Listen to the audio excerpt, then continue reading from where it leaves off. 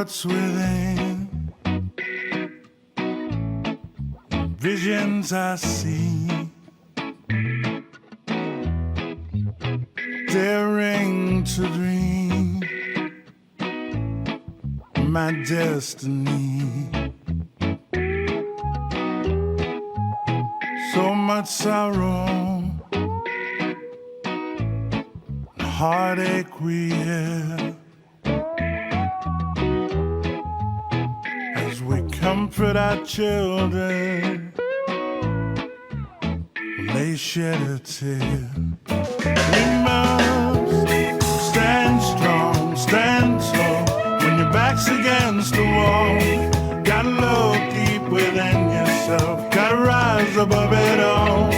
When no one's there to comfort you, gotta push your fears aside. Rely on your inner strength, find a sense of pride. You gotta find.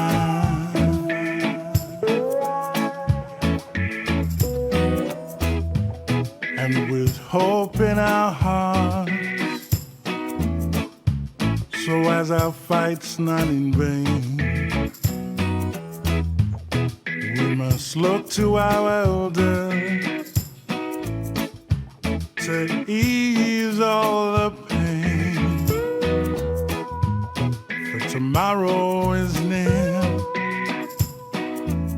and we must stand as one, together united under one sun. We must stand strong, stand tall when your back's against the wall. Gotta look deep within yourself, gotta rise above it all. When no one's there to comfort you, gotta push your fears aside. Rely on your inner strength, find a sense of pride.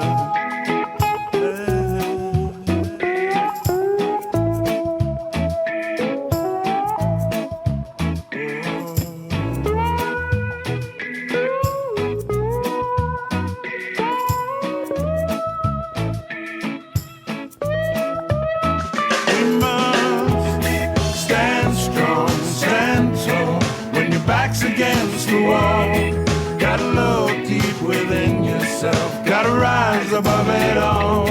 When no one's there to comfort you, gotta push your fears aside. Rely on your inner strength, find a sense of pride. Stand strong, stand tall when your back's against the wall. Gotta look deep within yourself, gotta rise above it all. When no one's comfort you, gotta push your fears aside. Rely on your inner strength, find a sense of pride.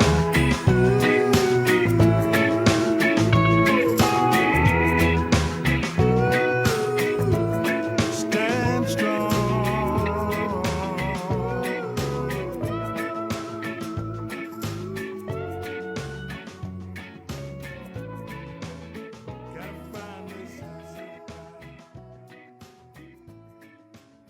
G'day everyone, my name's Dave Donaghy, I'm the CEO at Melbourne Storm, and I'd like to thank you for taking the time to join us for today's men's gathering. It's a really important program that Melbourne Storm is very proud to be associated with. Certainly very proud of the relationship that we have with Dardi Munwurro. Collingwood's involved here. It's a wonderful program that's been going for a number of years, being driven very passionately by Alan Thorpe, G'day Thorpey, and Peter Robinson within the Storm. Go Robbo, please don't bore everyone with your jokes, mate, as funny as you think they may be. But look, today's it's a terrific opportunity, especially where we are, to come together. And on that, I'd like to acknowledge the traditional owners of the land on which all of us stand at wherever we are in Melbourne, in Victoria, right around Australia right now, just given the coronavirus impact that's having on all of our lives. And I'd like to acknowledge all the traditional elders of the land in which where you are and where I am, and pay my respect to elders past, present and emerging. As I said, Storm's been a big supporter of the men's gathering, and it's an important day that I know many people historically have travelled from right across Victoria and often around the country. We've had some special guests, amazing guests that have come in and told their stories, some wonderful athletes that are sat in front here and told their stories, and an opportunity to come together, be it today in an online version or online forum, and connect, to share experiences and to help with the everyday men's challenges that we all face as in our own lives. So I really appreciate everyone taking the time out of your days.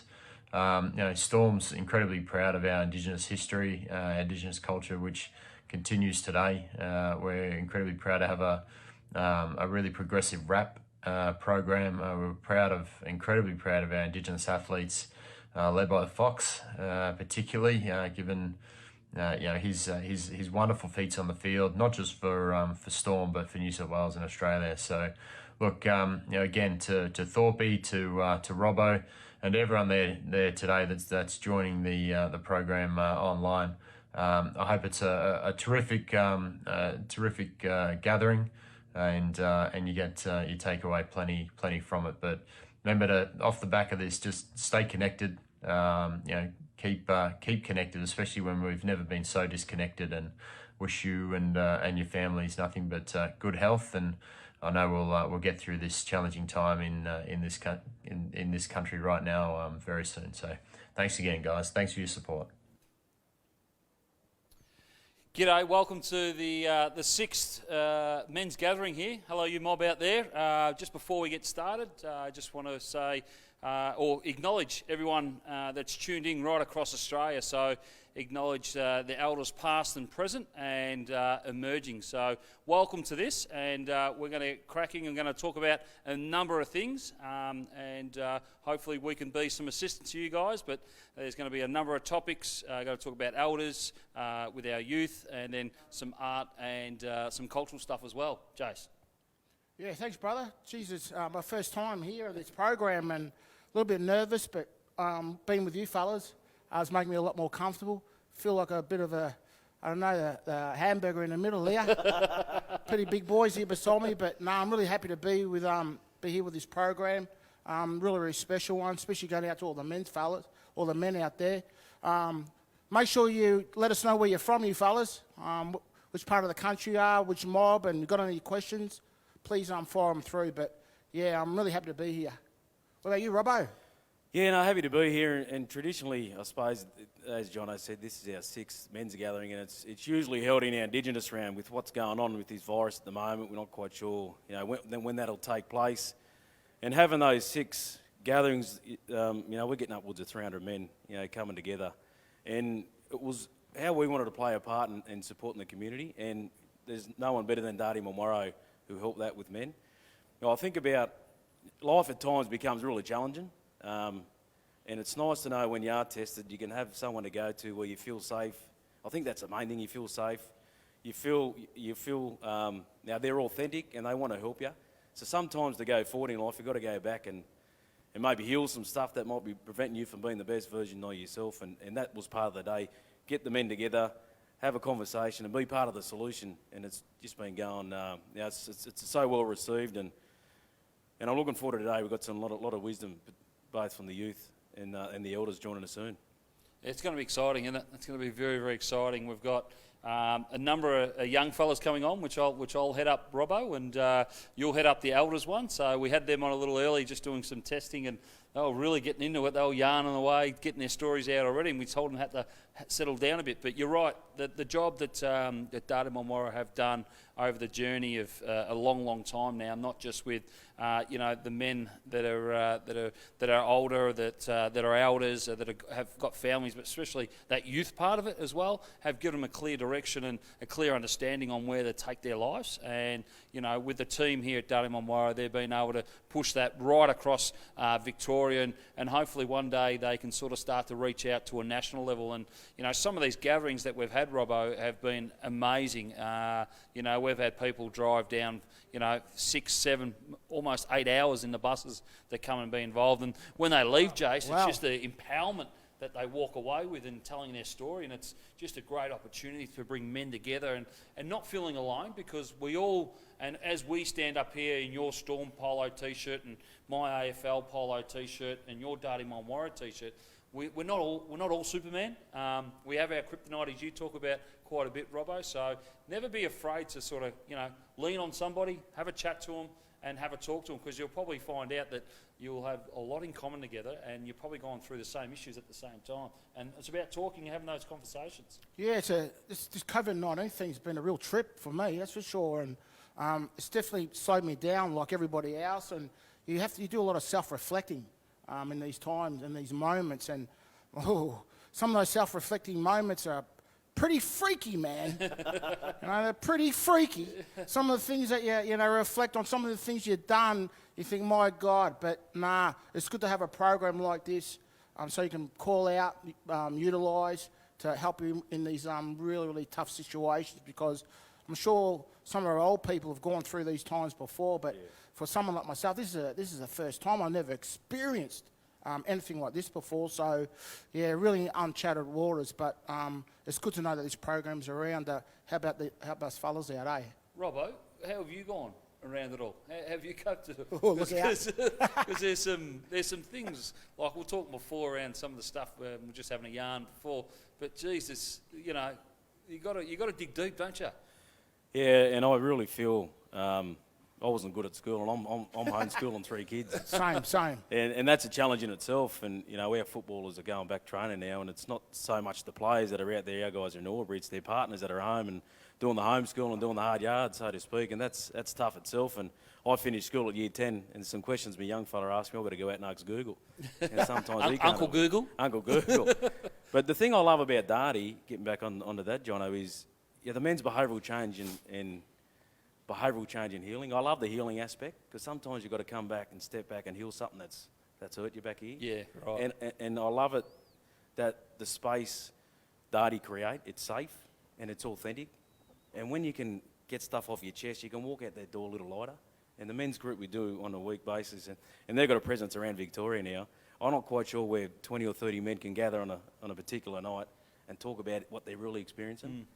And someone will trigger them in a group because they're talking about something that they might have sat with, and that wisdom and knowledge that helps them get through those difficult times. And it's just you can't articulate or put that into words how powerful that is. And I'm going to say it's actually a beautiful thing to see. Yep, and there's a couple of there's a phone number you can call if you want to talk to a brother as well. So 1-800-435-799. So don't be afraid if you feel that you haven't got anyone close to your heart that you're not comfortable talking to. Get on the phone and have a chat to somebody else that can help you sort of negate your way through those sort of circumstances. Yeah, it's always good to speak to someone. Sometimes it's difficult, speak to someone that you know, especially family or friends, because some of us fellas, we've got this big exterior, we don't want to share, we don't want to show any weaknesses, so they call it out there. So sometimes we find it difficult, to speak to people we know. So, having a 1-800 number just to get on the blower, give them a call, let go of some of the emotion is a really good thing. Really good thing.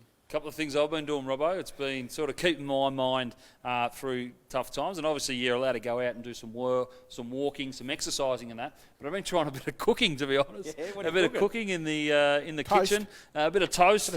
And guess what I managed to do there, Jace? You burn it, Yeah, right? I burn it too. So I've been getting into the soups actually, a bit of pumpkin soup, minestrone soup, and a bit of chicken soup. So it's been keeping me not only occupied, but in the good books, because my wife's working. I've got 4 kids at home as well, so wife's working still from home as well. So when they come out after they've finished school and work and dinner's ready, geez, I'm the best thing going around. So that's one thing that I've sort of kept in mind and kept doing. So you mob out there, if you grab something something that you're passionate about, and you really want to have a crack at it, this is the chance, this is the opportunity, because there's no other opportunity than now in isolation, because you normally wouldn't do it, and you can't use the excuse that you've got no time, because you've got heaps of time on your hand now. So that's one thing I've sort of tried to do. Yeah, well, I've sort of improved on my hunting skills, you know. Oh, definitely. Well, you can't go in a supermarket, you know. You can't go in a supermarket anymore to get your stuff, your soup and all that type of flashy stuff. So I'm out in the streets, man, you know, dark at night, looking for possums and trying of kangaroos and everything else that's crawling around. So if you're out there, look out, mate, I'm coming for you. But it's going to be a good question. That's a couple of the questions we're going to ask the elders, how they've really gone through this time where we've been so isolated from each other and through those testing times, because we know how important connection is. And the question I want to ask you, John, now you know how to cook those dishes. Is that going to be expected all the time from you? Oh, I reckon it would. I reckon it is. It's actually fun because I've got the kids to actually get involved as well. So, yeah, I've set the bar, so I can't go beneath that bar now. Well, you know, during these times, you know, we always look for something to, you know, get by. And, you know, like I said, we reflect on ourselves. But, you know, sometimes we need some medicine. And a lot of us more for medicine, we like to go to some music. And music really, you know, soothes the soul and the spirit and all that type of thing. And It does. I believe we've got a really special performance by, I guess, a living legend coming up right now, folks, right now. This living legend is a muddy man, a proud community man. He's just a living legend. I believe he's ready to go now. So we're going to throw over to Mr. Kutcher Edwards. G'day, gentlemen. Good to see yous all. Kutcher Edwards here. Daniel J. Marquez, all the way from Venezuela. Just want to send a cheerio out there. Different circumstances than usual. This is a song called Stand Strong. Written it for a heap of nieces and nephews who were struggling down in Gippsland at the time. Song called Stand Strong.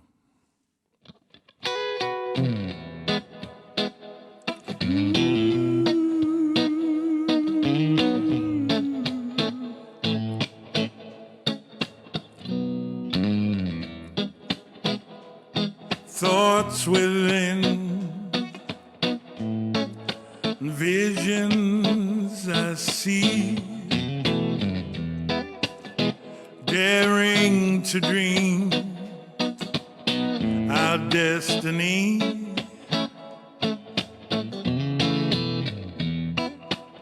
So much sorrow and heartache we hear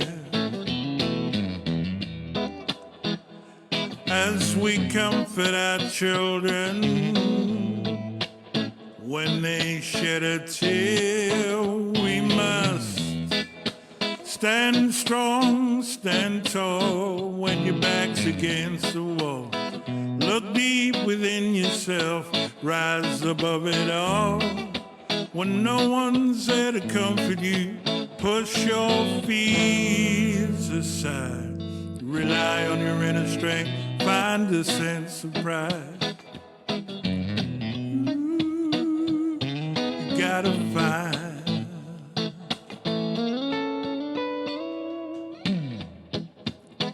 And with hope in our hearts, so as our fight's not in vain,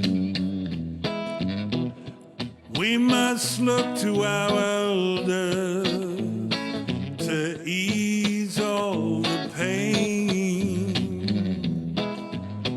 For tomorrow is near, and we all must stand as one, together united under one sun. We must stand strong, stand tall when your back's against the wall. Look deep within yourself, rise above it all. When no one's there to comfort you, push your fears aside. Rely on your inner strength, find a sense of pride. Take it away, Daniel.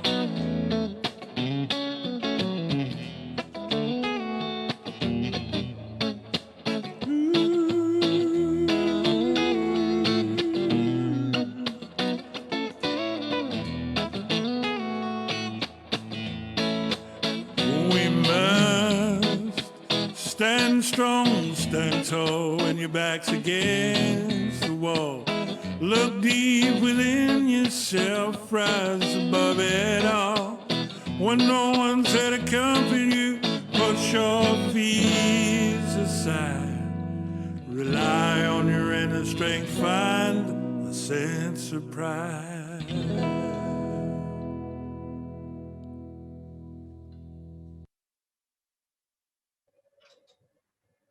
G'day guys and welcome back, and we're really blessed to have some elders join our panel and looking forward to hearing their knowledge and wisdom with the questions I have got to ask. And we're joined by Uncle Jackie Charles, Uncle Bootsy Thorpe, Uncle Colin Clark, Uncle Cliff Wandon and Uncle Choco Edwards. So Uncle Jack, I'm going to ask you the first question. We're going to have a youth panel coming up shortly, but I'm interested to know that through the life you've lived, what's some advice you might be able to provide for our youth, our younger guys of the community? Well, stay connected with your culture, your kinship, family, and don't use drugs or drink too much, because I can tell you, my advice is that once you start using drugs, you behave like a white man. You start stealing things. You disrespect your family. Yeah, and if you had any culture, you disrespect that. So short and simple is real black fellas oughtn't to be shooting white powder. Please stay safe. Don't use that shit. And I've lived many years as an addicted person using the white powders. Done many jail times because of it. And this is where you land up in the neck, and on a perpetual merry-go-round.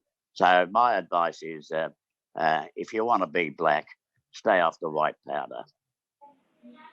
Thanks, Uncle Jack. And I asked my young fella, 12-year-old, about drugs, and he said when you take it, it takes your spirit away. And I really love thanks, it. Peter. Your young fella, Peter, is that's good, mate. As long as you get the lessons, we're none of us, many people that don't hear our elders, and that elders with lived experiences. We're in that unique position on this program with you, Peter, talking up our experiences, and that it can only benefit the younger ones. Yes. And even nationwide too. Thanks, Peter. Thanks, Uncle Jack.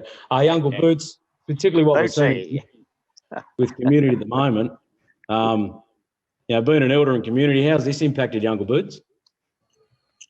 Oh, it's been pretty stressful, Robbo, but we handled it pretty well. Lord Choco said he sits out the back smoking, and the same as me, smoke too many cigarettes.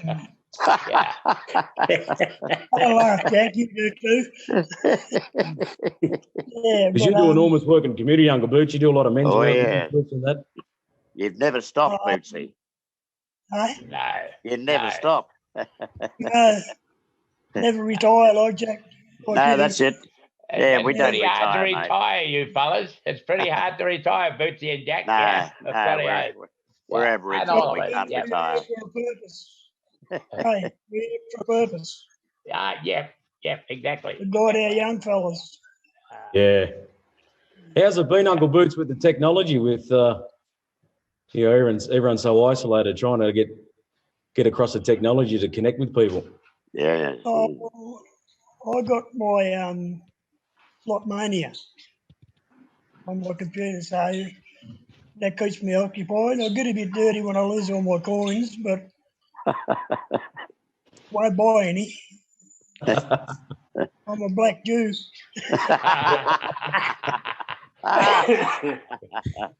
Sammy Davis. Hey, Uncle Cole. Uncle Cole, if I can come to you. What's some really valuable life lessons you've learned on your journey? What's some really stuff that you've been able to put in your toolbox of life that you've learned from? My upbringing was good, and so a lot of that sort of stuck in my head. I didn't always use that information until, a typical black fella, you got to try things to see what happens, I guess. And so out of that, going forward in life, and as I got a little bit older and a little bit further down the track. To me, it was learning from my mistakes. And then I could always hear the things that were taught to me way back, about this and that. And of course, I learned for me, it's about my mistakes. And, do I really want to repeat those? Who am I hurting? Where's this going to take me? And so it was about the mistakes. And then I learned to, instead of, being a know-all, I learned to listen to people. And no matter what age you are, you can always learn something, even from kids, if you sit and listen to what they have to say. So, learning from mistakes and listening. I love what you say, Uncle Cole, when you talk about that suitcase, that everything you do in your life, both good and bad, serves a purpose, because that can help you make better decisions going forward. Absolutely. I always carry that little suitcase. It's something I imagine sits on the back of me, back there, or my little backpack. And every time something puts me into a situation, then, it's always good to have that to fall back on, oh, yes, I can remember that, and that's a bad area, and this is a good area. So I always carry that little backpack or little toolbox, because in it is the tools of life, and from those we learn from out of those different things that we've done, but we got it there to remember. It's not about, we can go back into those things. It's about reminding us of what it was and what it was like. But there's a better side to that. Yeah. Thanks, Uncle Cole. Hey, Uncle Cliff, you want to win the Storm Bit back playing, I'll be able to get you some tickets. But what I wanted to ask you is, who's been the person that's had the most influence on you in your life? My mother. Yeah, I don't think I'd be the person I am today without my mother. I spent a lot of years away working. I'm a carpenter, enjoy my trade. And I'd ring up and say, Mum, I'm coming home. I could be home at 3, 4 in the morning. I'd have my bed made for me. I would go see her first. Then I would catch up with my brothers and sisters, and then the rest of the people. But I would see her first. Big mob. You got a big mob, have you? I'm Goodage Mara, Watchabalik, Wurundjeri. I got a big mob, and my mum, she taught me a lot of things, but I just remember all the horrific things I saw when I was a boy growing up. I saw her with broken arms, broken legs, broken ribs, bleeding from the head. And I remember getting up in the mornings, she'd be walking around with a broomstick or a mop. That was her crutch.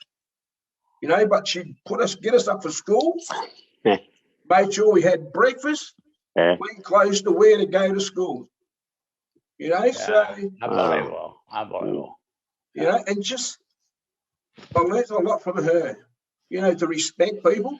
Yes. I always thought, how can somebody treat another person like that? But that was my mum I saw. So and without all these strong women, I think where would us men be today? True. So she was the most important thing in my life was my mum. Yeah. Lovely.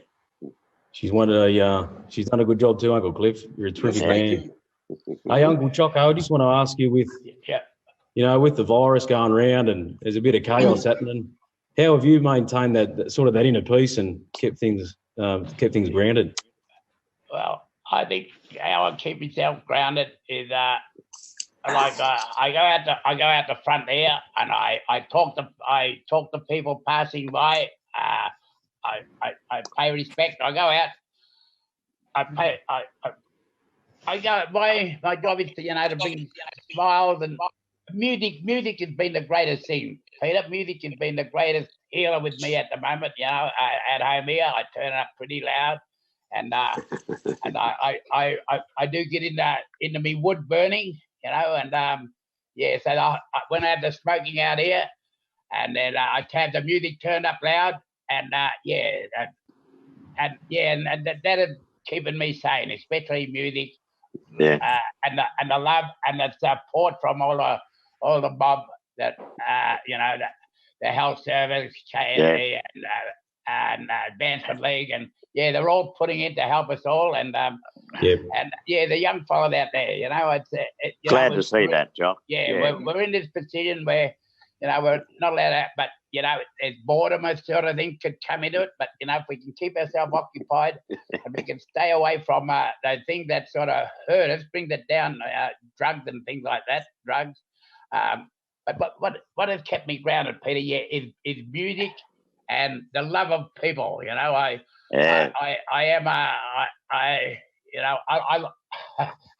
Joe Toscano, he laughed his head off when I said I was a bit of a social butterfly, because I'm talking over here, I'm talking there, and you can't shut me up at times, But no, this kind of stuff is happening everywhere, and I think it's very great how we can keep in touch with each other and the young ones, and I think, but music and doing my artwork, Peter, has kept me grounded at the moment, brother. Thanks, Uncle Choco. And always thinking about people. When the black cockatoo landed on me fence here the other day, that Wow. was a sign. That was a sign. That's a sign you're being looked after, mate. Yes, I always got wire up here in the tree. I sit in the backyard there, and he's always talking to me. I'm out there. This time in life, I am very blessed. I'm very blessed. There you are, here, Jock. and I'm here by the grace of Bunjil, and my job is to go out and to talk to people and bring smiles and bring good feeling to people. That is my job. Good job. Well done. Oh, that's well awesome. Done, Thanks, Uncle Choco.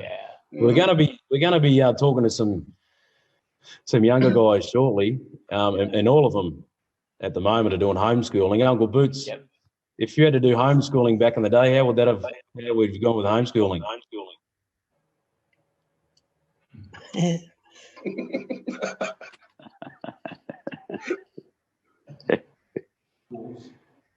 Rob, I've lost contact with you. I can talk, but I can't see you. Can you hear me, Uncle Jack? Yeah, we can hear you. I can hear you. I can see you. I can hear you. How would you have gone with homeschooling?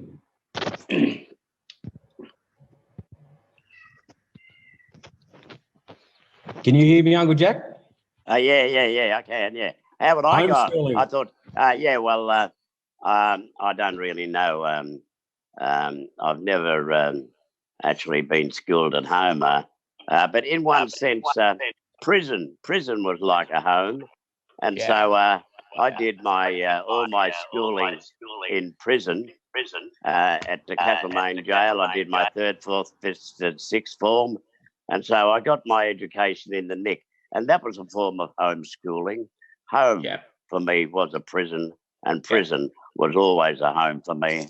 I always, I didn't mind getting busted because I reckon being busted so many times for me, I relished the notion that I would have a bed and 3 meals a day, and I would be protected from all the outside influences, except the influences of in the Nick. I held my own in there, but I learned a lot in prison, and I homeschooled virtually, going to the education unit, and so that's a form of homeschooling in the Nick. And so that, I'm grateful that I did all my education in prison, and I even got to learn the fine art of ceramica, pottery, and I became the prison's hotshot potter, teaching pottery to everybody up to Year 12 level. So I've done a good job homeschooling in that sense. That's awesome. Thanks for sharing that, Uncle Jack. I just want to really acknowledge you elders for taking the time and sharing some knowledge and wisdom that you have this afternoon, particularly this time of what the community is going through. I'm sure everyone tuning in would have taken something away from everything you said. So we're going to throw back to the host, but we want to thank you so much. Thank you very much. Thank you, mate. Yeah. See you later then. See you later, fellas. Yeah. See you later, fellas. All right.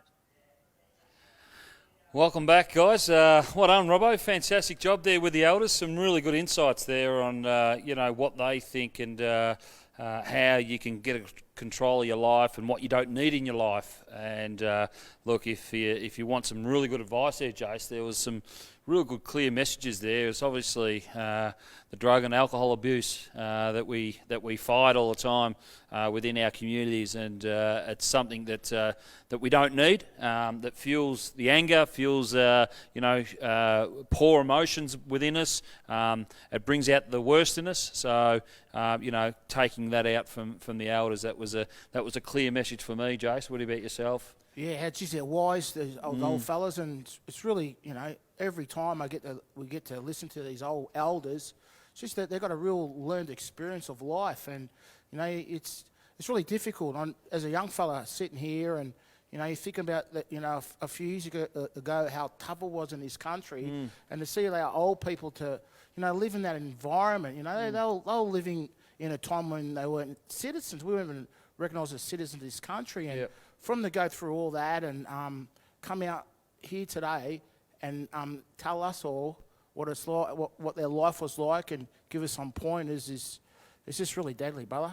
Yeah, they were fantastic, and our next our next segment will be youth a little bit later, in a couple of minutes. But obviously, how was Kutcher Edwards? Oh, Kutcher was good. Forgot about Kutcher. Yeah, how could you forget about Kutcher? Good. He'll kill me for saying that. Yeah, I reckon he will. But no, he was deadly. It come across very, very nice, isn't it? Yeah, it's Kutcher. Like we're saying, he really sings from the heart, and he sings for the community. He sings for all of us, and particularly his family. And it's always such a pleasure to listen to Kutcher all the time. And yeah, he's just a remarkable man. And just like all you men out there, all you men out there are remarkable, deadly too. And we make sure we're going live, as we all know, and we want to get as many people on this social media. So please let your mates know, let all your brothers know, your uncles, or your elders, all the fellas out there. Let them all know what's going down right here. Here on this show, because the more people are tuning into this show, the better it is for everyone, eh? And we're just trying to spread the word. Spread the word. You need help. There's some acknowledgements here that Jace is going to go through in a minute. But the 1-800 number that I spoke about a little earlier, don't be afraid to call that. And again, don't be afraid to get involved in the conversation here.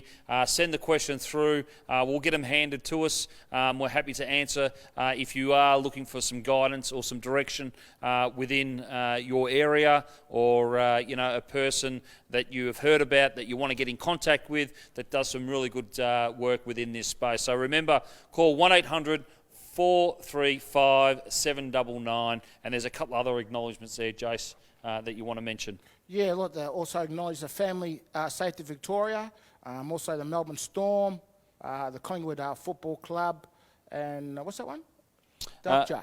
Who are they, brother? They've been doing some deadly work. They've been working with Al and the Dardi Munwurro program for a while now. So they've been connecting, and they're really, really doing some great work. So again, look at all those sponsors there, and all those acknowledgements, all the people that support us there.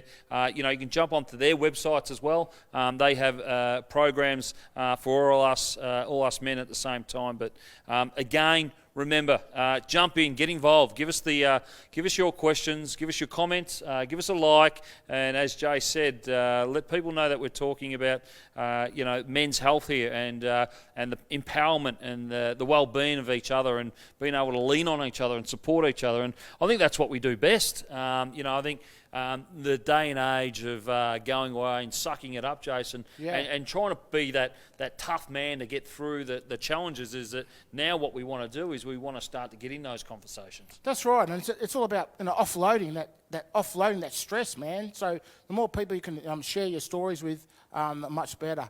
But I believe we got to listen to elders before. I heard about the wisdom of the elders, but we're all young. We were all young once, Yeah. Not that long ago, brother. Yeah, that's right. Not long ago, but yeah, I believe we've got a deadly young video. What have we got on? Yeah, a bit of yarning now, so a bit of a chat. Cool. Yeah, so we're gonna throw to that now. So there's a bit of a video here that you can cast your eyes on and take a bit from it. Cool. I don't have a father figure. Like, I don't live with my mum or dad. I live with my nan. So Dardi here, it's a men's group, obviously, and it helped me, I reckon, like, be more mature. I can't be a man to help him with sorting out his head. and every child needs a male role. And when I heard that Dardi was mentoring, I thought I could throw the buck to something that's going to culturally help him as well, because he didn't know of his Aboriginality until he came to live with me when he was 4. The need is so great because we're losing so many generations of culture from where I sit. I originally had like court issues and stuff, and then I got told to come here because I was staying at the time at B-Waves, which is an Aboriginal hostel. I got told to come here by one of the managers, and ever since then I sort of just like, I could technically stop coming, but I just want to keep coming back because I really like just the environment and stuff. Yeah, it's real good. Yeah, I've been involved for like 4 or 5 years probably now, roughly. I was locked up for a bit, and now I just want to help like younger Koori males get more connected with their land and their culture. We gotta pass it on, can't let it die out, and that. Gotta teach every single one. This group is about culture. Like, we will do everything the way that our ancestors used to do it. So our fire, we don't grab a lighter and go, oh, yep. We make fire. We make a campfire. We do a lot of like cultural stuff, so we obviously like every Wednesday we come up here and do a cook-up on the fire and stuff. It's never the same thing twice. A lot of it's first for some of the boys out here. I know it was the first time I had crocodile here. You cook a feed and have a talk about what's going on in your life, trying to help out yourself and help out others as well. It's like a real healing process. We learn language, our mobs, because most of us boys here, we never knew our mobs until we came here. Well, we just learn about your culture. It's real fun, like really fun to do. Meet elders and have them talk to us, go to sacred spots and learn about sacred Indigenous artefacts and that. It's taking them back to culture, and a lot of our young ones, they don't realise how strong that culture can be and what it means to them. We've been here that long. Yeah, just keep it going, keep it strong. Don't forget about it. And don't be ashamed of it either. Be proud of it. They're learning from the ground up. The goodness in them. There's a lot of goodness in them. I have seen it with these ones, you know, how they look after one another. And to me, I can't help but admire that, you know, that they have this deep trust in one another that they can do that. I'm not so hot-headed. If I'm like having a conversation, like an argument with someone, I'm always actually trying to hear their side before explaining my own. Even with like my drug addiction, I was able to overcome that with help from these guys. You're thinking before I act, how would I feel? And just all different questions I'm asking myself before I'm doing things. I'm less shy than I was, because I wasn't really a person to like talk that much. But then when I started coming here, I started knowing how to properly talk in front of people. My whole life has changed. That's why I used to be real bad. That's why I was getting locked up all the time. Now I'm like, nah, I'm not going back there. Yeah, I learned that I can't do it by myself. So I always used to think when I was younger, I could just do it by myself, I'm right. But nah. Because I used to be like mean to everyone, I used to not care. I used to just go crazy. His headmaster, his teachers, his schoolmates have noticed how he's not so hot-headed. He seems to talk and communicate a lot more with me now, because he's kind of shut off for a bit. So he's more open, yeah. Since we got him into this group, that boy has changed. He wants to be with this group, you know, and it's a real good thing to see him like that. The future wasn't really a thing, I didn't really think about it. But when I started coming to this group, they started talking to me. I was like, if I don't go to school, or I'm not gonna pass to year 8 or year 9, I'm not gonna pass. So I started doing my attendance, started doing all my work, started listening to the teachers. Yeah. Even though I'm doing VCAL, I want to get my year 12 pass, because that actually means a lot for my family, because if I get it, I'll be the 3rd person in my family to complete year 12. I suffer from depression, so it's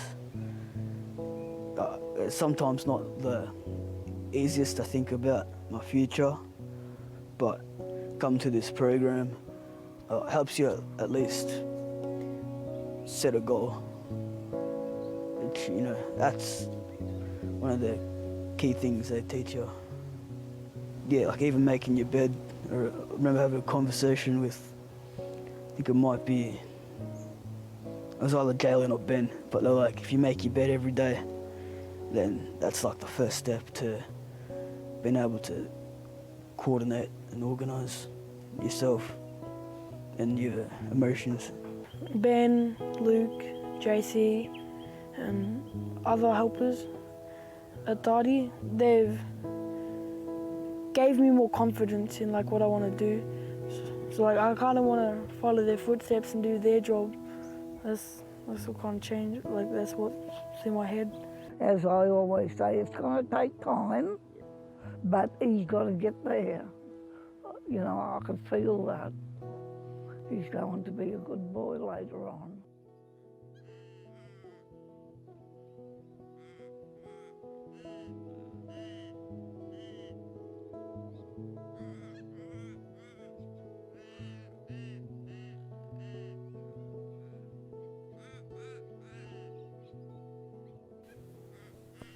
All right, it's good to be back, and geez, that youth video is pretty good, wasn't it?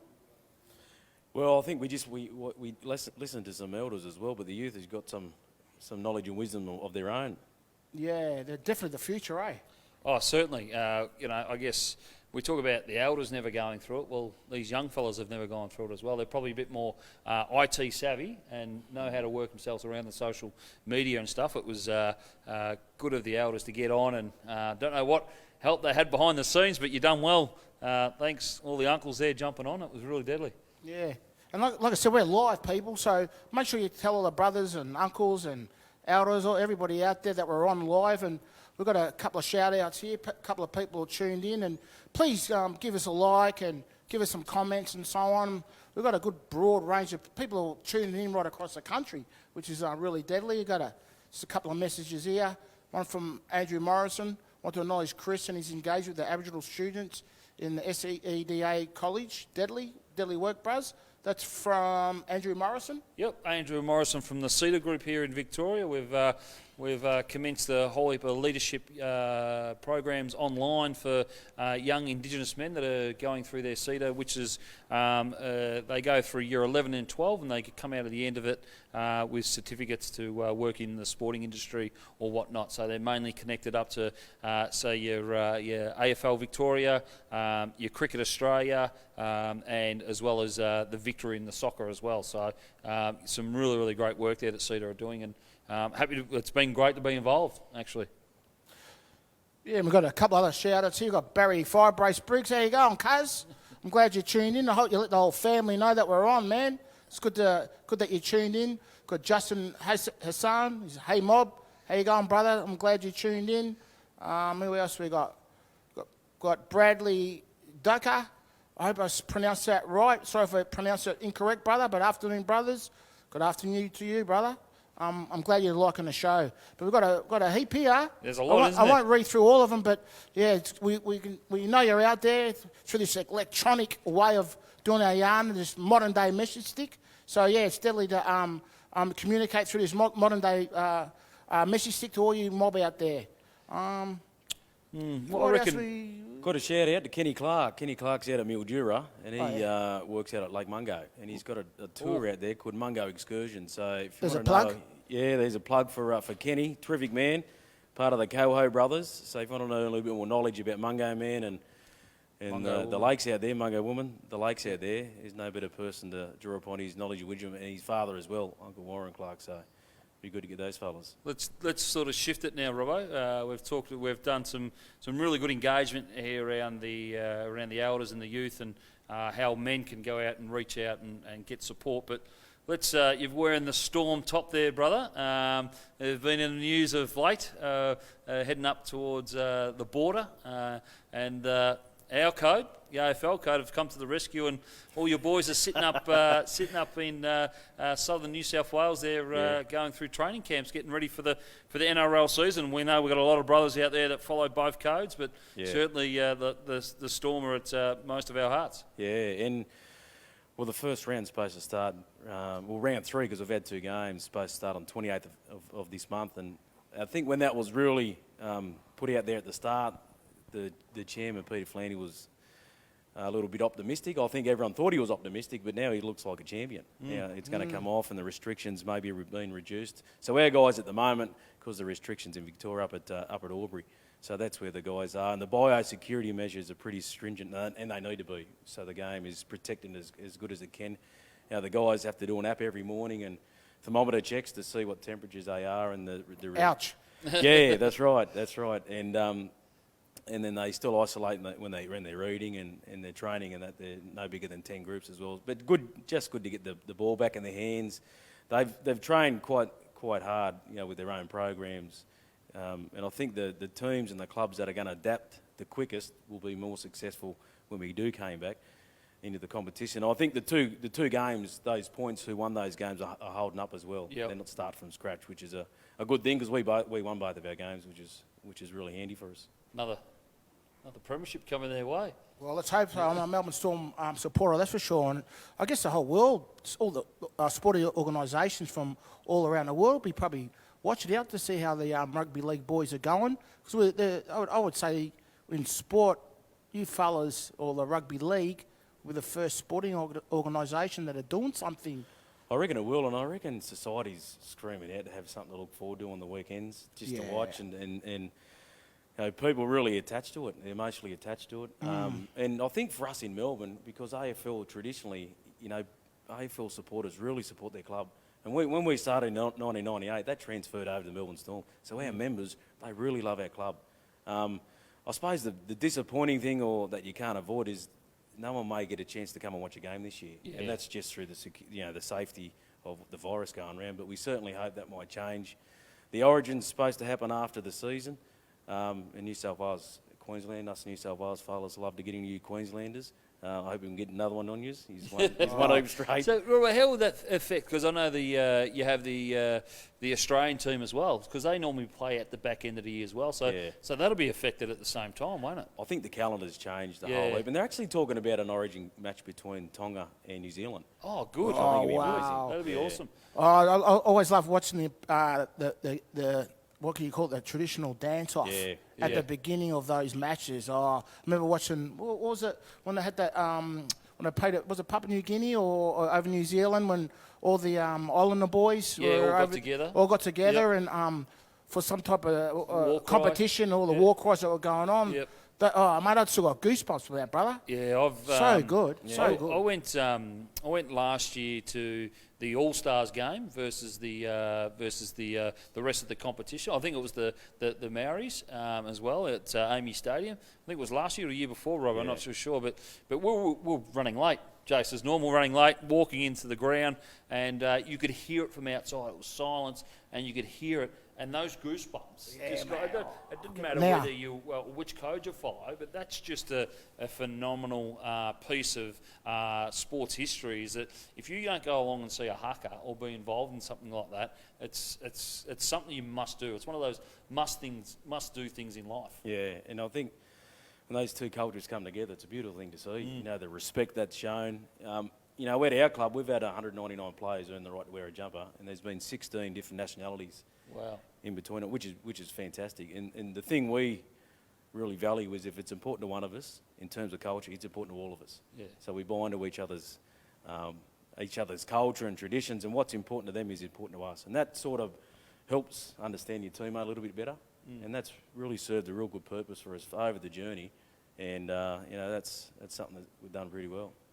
So with this. Yeah, we've got some football legends here, really. This Me COVID. mum reckons. With this COVID-19 and all the restrictions going on, and what do you reckon, John? How do you reckon you would have went with it all? Oh well, I reckon. Well, at the best of times when I was away on my own, I didn't train, so I always come back a bit podgy. So I reckon I would have struggled, Jace? I reckon I really, really struggled. At my sort of young age, I really struggled to have structure. I relied on my talent quite a bit. I was very good within a team environment. Not that I was the best trainer or the best trainer that was breaking records and everything, but I reckon by myself I like that team atmosphere, and I wanted to be around it, and I want to walk into the doors and actually see 5 or 6 blokes and have a bit of that camaraderie and have that bit of banter as well. Yeah. I would have struggled, and I know a lot of guys at the moment can train in pairs. I was down at Vic Park today. I seen big Mason Cox down Mason there Cox. training. He's tall, eh? Yeah, he's a big fella, and young Adams as well. So they were training. There were about 3 or 4 pairs down there training together down at Vic Park here, down at Collingwood. So I would have struggled with that. But if I was probably sort of more in a 10 like you guys are at the moment, I'd probably thrive in it and probably push myself. But it's a massive challenge, and it's a massive shift for some of the young fellas. They've all been stood down at the same time, had pay cuts. They've got your boys at the same sort of area as well, Robbo, and they've got bills to play, buddy. Like we were talking a little bit earlier, and you said one thing about this COVID-19. We've still got bills coming in, and we know that's going to be stressful, not just on elite athletes, but you fellas out there too. We know that that just doesn't stop the bills coming in. So keep on top of those things, and tune into anyone that's around you that can support you in that sort of way, because it won't just affect the elite people, but certainly the people that haven't got sporting opportunities, but certainly the people just in the workforce in day-to-day life as well it affects. Yeah, I know those bills, man. I'm still getting those texts, that's for sure. What about you, Robbo? How do you reckon you would have went, mate? Oh, as a single bloke, I would have been okay, and I would have probably done the training program, because I would have been too afraid to come back overweight and cop the extras and maybe cop the fine. That what do they call it? The fat group? Yeah, the fat club. The fat club. So making sure my skin folds are under check, but I feel for the partners at home and the kids, because Dad plays a strong role, particularly homeschooling, as well as supporting the wife and the partner as well. So I reckon I would have done it hard. I would have done it tough. Yeah. Yeah, it's a tough gig, but we're in uncharted waters, and I guess it comes down like we've got bills to pay, and it's a job that I guess that these guys do. It's not just, of course, they do it for fun, and it's their passion and they love doing, but it's also a job. So, yeah, they just got to get up there and do it at the end of the day, eh, brother? Get the game back and get the bank. Yeah, I'm certainly missing it. That's for sure. Yeah, right. I think we're going to throw over to the next bit of vision here at the moment. Going to come up, and it's going to come up very, very soon. But and then we're going to jump into the youth discussion. So we're going to have some of the youth guys, some 3 young fellas, going to join me in a Zoom meeting. We're going to have Billy, Noah, and Bodes are going to join us. So we'll see you after on the other side of this other little segment we've got.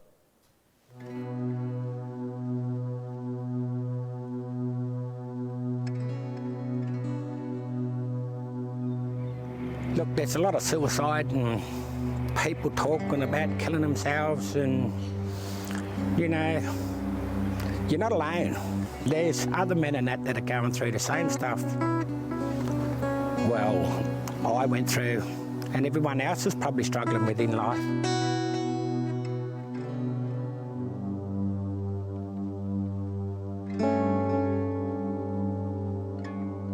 So this area that we're in, and that has got a lot of significance in that to me.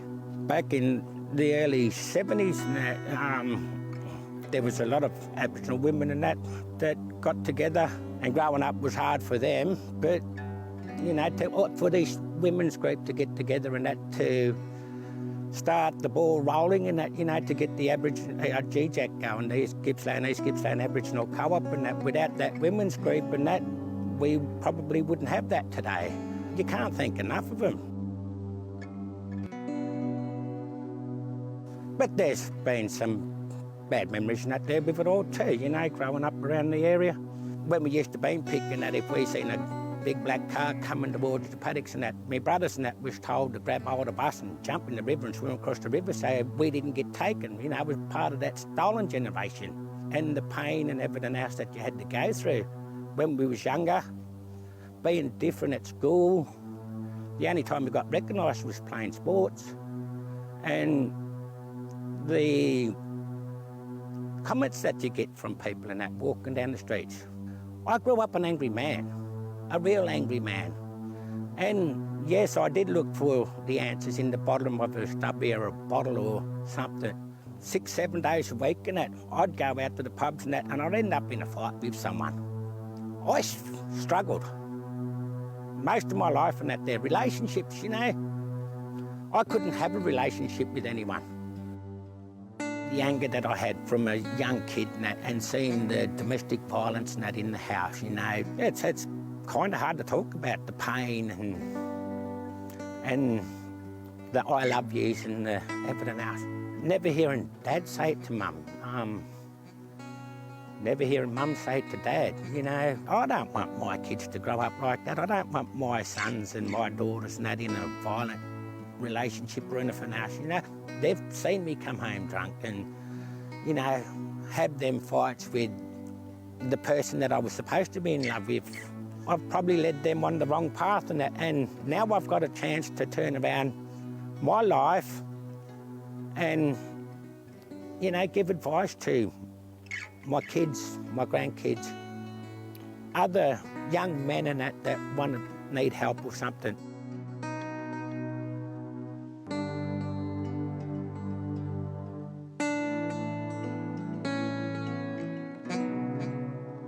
$13 months ago and that, when this men's group come along, I went to it. I had that open mind when I walked through the door to see how everything would work with me and that. I've had to do other men's groups and that there because of the court system and that, but I didn't like going to them. I done it because I had to for the courts. But this one, this men's group and that, I look forward to doing it every fortnight now. You're talking with other men about men's issues. I've let go of a lot of the past, a lot of hate, a lot of anger in myself. I hear and I see now what I want. Always say to my kids that I love you. Hearing those words at the end of that conversation and that just, well, it makes me happy, makes me proud. That respect is starting to come back again to me. The big change in that is that acceptance, taking responsibilities for your actions. Before I went on that camp, I used to sit at home and I'd lock myself in the house. I wouldn't socialise with anyone.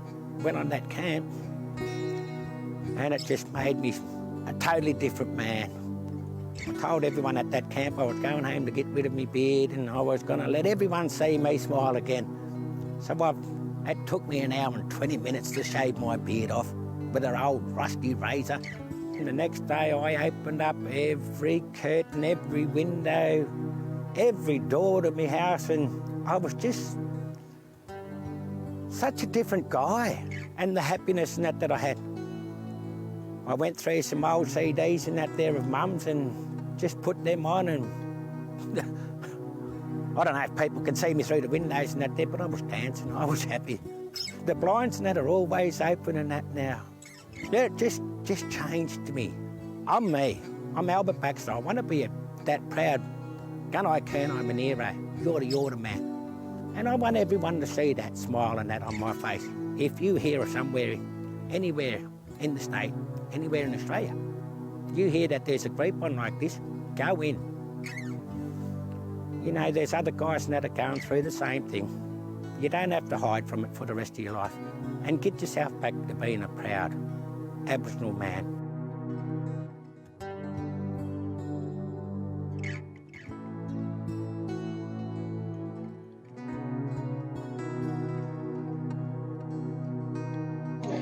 Welcome back to Dardi Munwurro's men's gathering. In unfortunate circumstances here at the moment. Normally we'd be at Amy Park with thousands of you mob there and listening to us and coming along and travelling from all over the country coming down to see us. We're going to start our youth talk now. So we've got three young fellas on the line here at the moment. We've got Billy, Noah and Bo. And I'll start with you, Bo, just quickly, and then we'll go around to the rest of the boys. Where are you from, Bo, and what's your mob there? Maralori. It's up in New South Wales. Yeah, excellent. And you're the son of the great Robbo, who's hosting us here. Yeah. That's right. Good on you, mate. Welcome to the Dardi Munwurro. And we'll head to Billy. Billy, where's your mob and where you from? Gunditjmara and Gundundra. Living in Craigburn at the moment. Deadly, brother. And Noah? I'm Palor man, but I've also got New South Wales connections. Super work, boys. Super work. So we're going to go through a couple of questions, and obviously, remember, guys, at any stage, if you're seeing some of this vision and you feel like reaching out, don't forget to get on the 24-hour service line that we've got here, 1-800-435-799, and just bell that, and you'll get someone on the other end. So we'll start with you, Billy. You've been involved with Dardi Munwurro for a little while now, and you're starting to get more involved in some of the programs. So you want to talk us through one of the programs that you're getting involved in there, Billy? Wait, sorry, I can't hear you. Sorry. Can you repeat that, please? Sorry. Yeah, just around that's all good, brother. Just around the program you've been involved now with Dardi Munwurro. So how's that been helping you through this time at the moment? Yeah, a lot. With this coronavirus stuff, especially, been a bit nervous and all that. And I'd just give them a call, and they'll boost my confidence and all that. Just put me higher than I was, happier and all that. So it's been good, yeah. Excellent. And how does it make you feel? How does it make you feel, Bill? Yeah, good. It feels good to, know that help is one call away. If you're feeling down and all that, you can just give them a call, and they'll, boost your day, confidence, happiness, everything. So it's good. Yeah. And your relationship, have you got some key relationships here that you build within the team here in Dardi? Yeah, definitely. Just all around everyone. You don't want to pick a favourite? Nah. They're all equally as good. Good stuff. And Noah, we'll jump over to you, Noah. We've all got our ways around to get around what we've been able to endure at the moment in terms of isolation. Has it affected you, all this stuff? It's 50-50. Some days I really hit or miss if I actually do anything productive. Some days I just, have a really nice, easy, relaxing day, watch some TV. But other days I really set a target and just try and achieve even the smallest of things, like getting out of bed, making my bed, do some washing, even cooking myself a meal. Sometimes it's really easy to make an excuse in order to take away, but it's actually pretty fun making pasta and other stuff like that. Yeah. Good work, Noah. You probably don't speak that too much, because some mob out there might want you to come around, cook them a feed, or do some of their housework. I only cook for myself.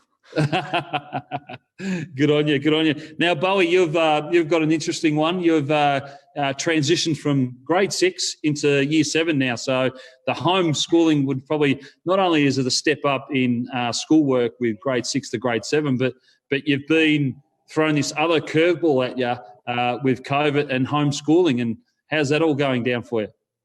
Yeah, I kind of like the new way schooling is presented. I like it because you're always a few feet from your bed, but it's always so tempting to just jump in bed and just let loose. Good stuff. And where does mum and dad or any other siblings, where do they come into it? Do they, does it give an opportunity for mum or dad to help you out at the same time? Yeah, dad helps me out with the Italian homework is more challenging, where my mum and my dad both help me out. There are some nights where I stay up and they help me while doing work on some platforms.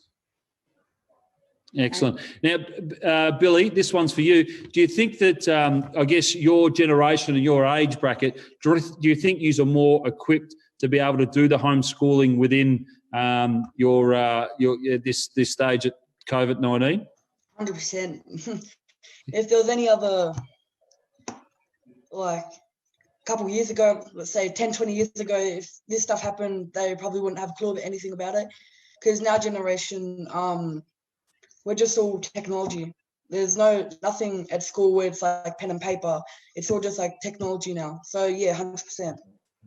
So do you think that has, still with you, Billy, do you think that has more of it keeps you motivated a little bit more and you're able to stay connected with friends? I guess us, my generation and older generations, we're always used to getting on the phone and having a chat, but you guys do a lot of this stuff, don't you? This type of FaceTime, Zoom time, on your Instagrams, on your TikToks and stuff like that? Yeah, I guess, yeah. You definitely can have a lot more range with people you call instead of just going to school and like doing work and then have a specific time you have to talk to people and then you not have to talk to people, where you can message people on here while you're doing your work and still be able to, succeed, if you know what I mean. Yep. And Noah, how have you coped with the school, learning at home? Has it been a challenge for you, or it looks like you're pretty set up there? You've got the headphones, you've got one laptop up top, and you've got the camera going everywhere. So you're a bit of a gamer, are you? Yeah, I don't mind playing the occasional game. It's pretty hard not to want to do that instead of doing schoolwork. I'm not going to lie. I love looking for a good excuse, like, oh, my head's a bit sore, shit like stuff like that. So but I would say I've done pretty good with the school, and I've definitely slacked a few days, but nothing you can't fix with a few hours of good work, Yeah, it is, doesn't it? And it really shows the efforts that all the teachers are going to at the moment, and even the parents, at the same time. I guess coming back to you, Bowie, exercise wise, mate, are you doing anything outside, going for walks with Dad, with the dog, or the pets, or anything like that? Getting still out and getting some of that sun on you? I like to go out on walks and drives. I like to play Pokemon Go, so it fits in pretty well in this situation. On the first few stages, I couldn't go outside, but I can drive around and go for walks now. It's it's very fun because I would usually not go on much walks because of school. I would be at school most of the day, and this is really taking time off, and we can focus on things we've been wanting to focus on for years and weeks and stuff. Excellent. Now, this is back to you, Bill. What about the chores at home? Have you been helping out with the chores, and has that kept your mind off it? 100%, yeah. Chores, yeah.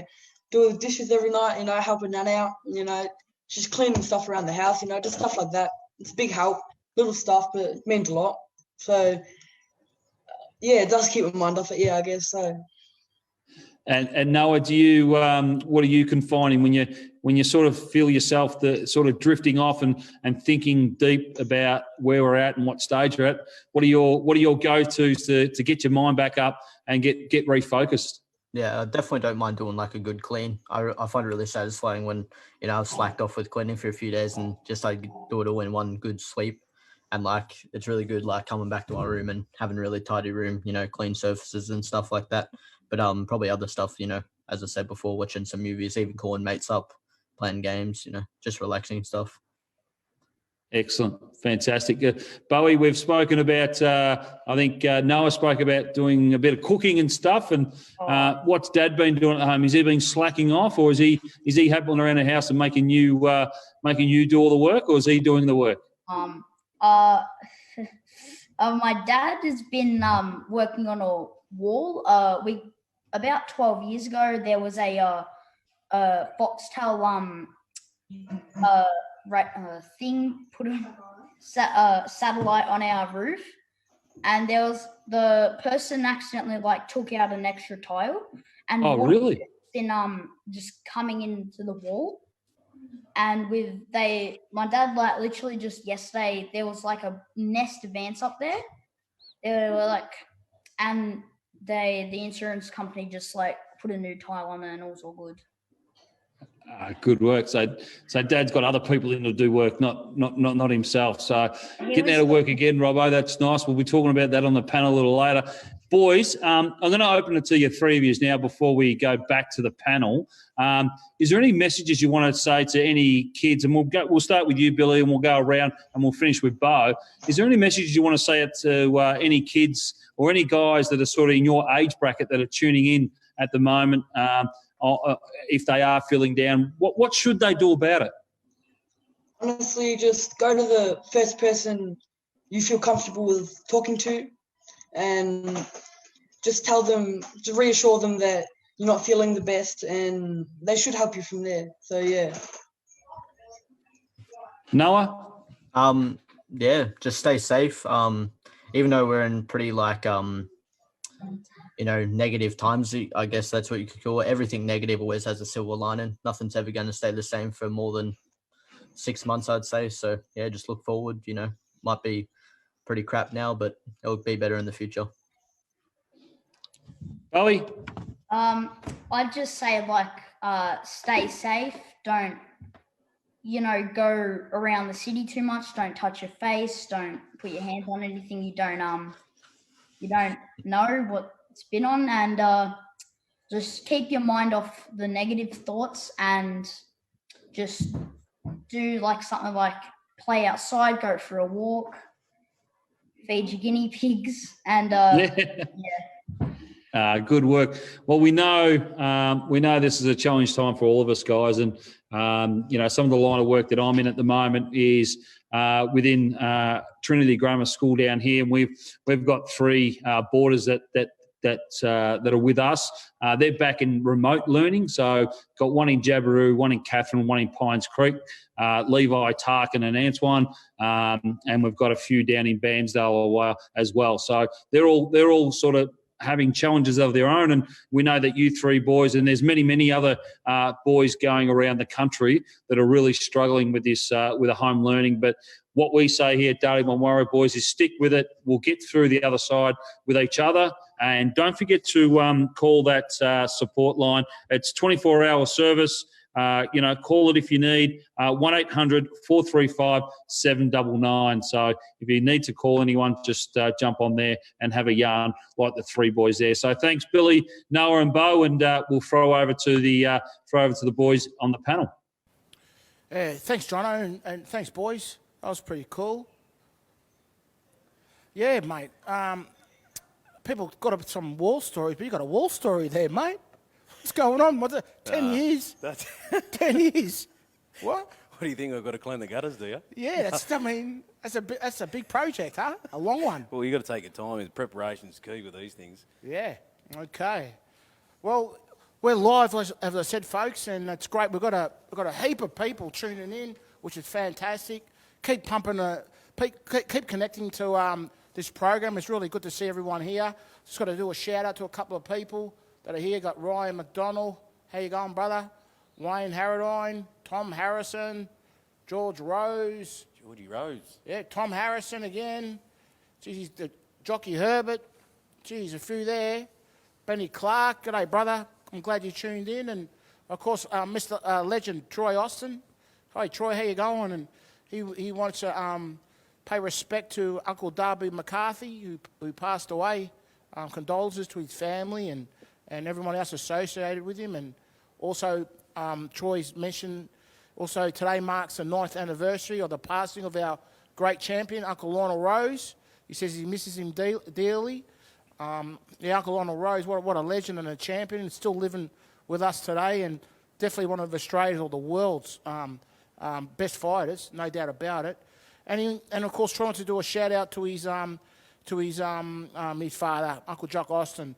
He's been gone for 30 years. He also loves by thousands across the country. A lot of that, and he wants to do a shout out to all the elders who are on that panel that helped shape him through these times. So yeah, plenty going on, brother. Yeah, absolutely, and it's good to see your questions coming in and your Cheerios have been able to give you. For more information on any program through Dardi, go to their website, dardimunwurro.com.au. Just want to give a shout out to a few of our sponsors. Again, the Collingwood Football Club in particular, Debbie Lovett and David Emerson. The Melbourne Storm, of course, Delcha, and Family Safe Victoria. Without those guys' support, the gathering wouldn't take place. I just want to also mention that if anyone gets triggered, as Jono said, make sure you ring that number. Different things in any way, shape or form can trigger some emotions that we may be sitting with. So if you feel like you need to have a chat to someone, pick that phone up. There's always going to be someone there 24/7.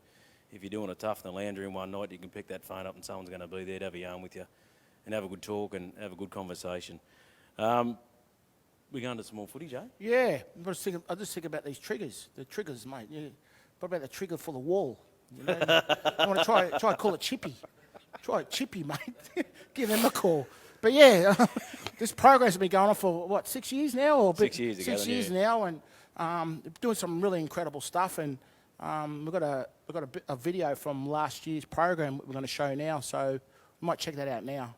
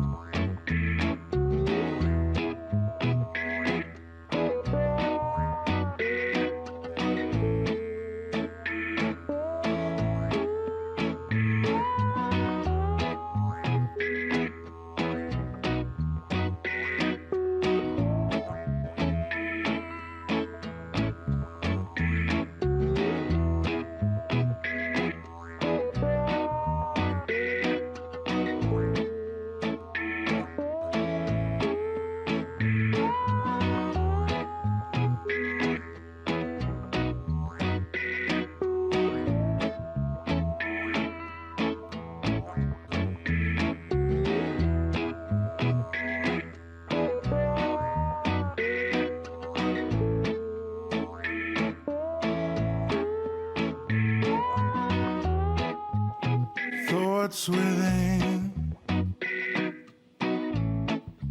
visions I see, daring to dream my destiny. So much sorrow, heartache we have, as we comfort our children when they shed a tear. We must stand strong, stand tall when your back's against the wall. Gotta look deep within yourself, gotta rise above it all. When no one's there to comfort you, gotta push your fears aside. Rely on your inner strength, find a sense of pride. You gotta find,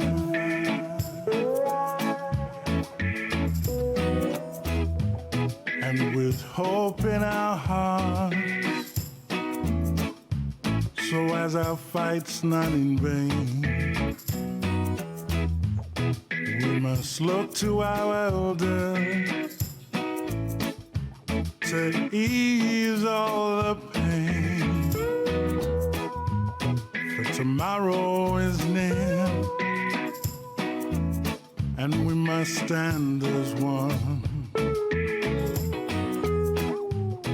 together united under one sun.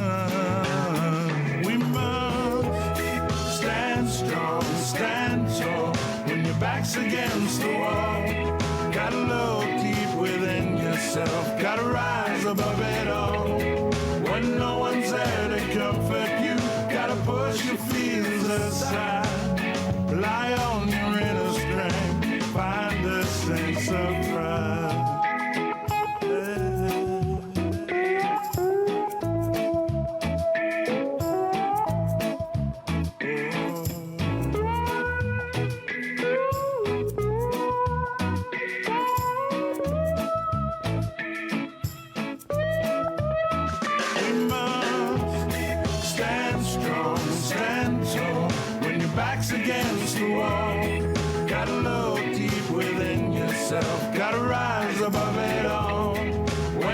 one's there to comfort you.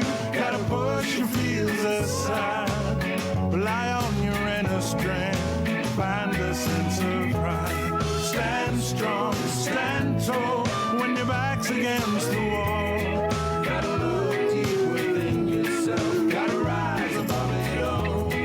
When no one's there to comfort you, gotta push your fears aside. Rely on your inner strength. Find a sense of pride.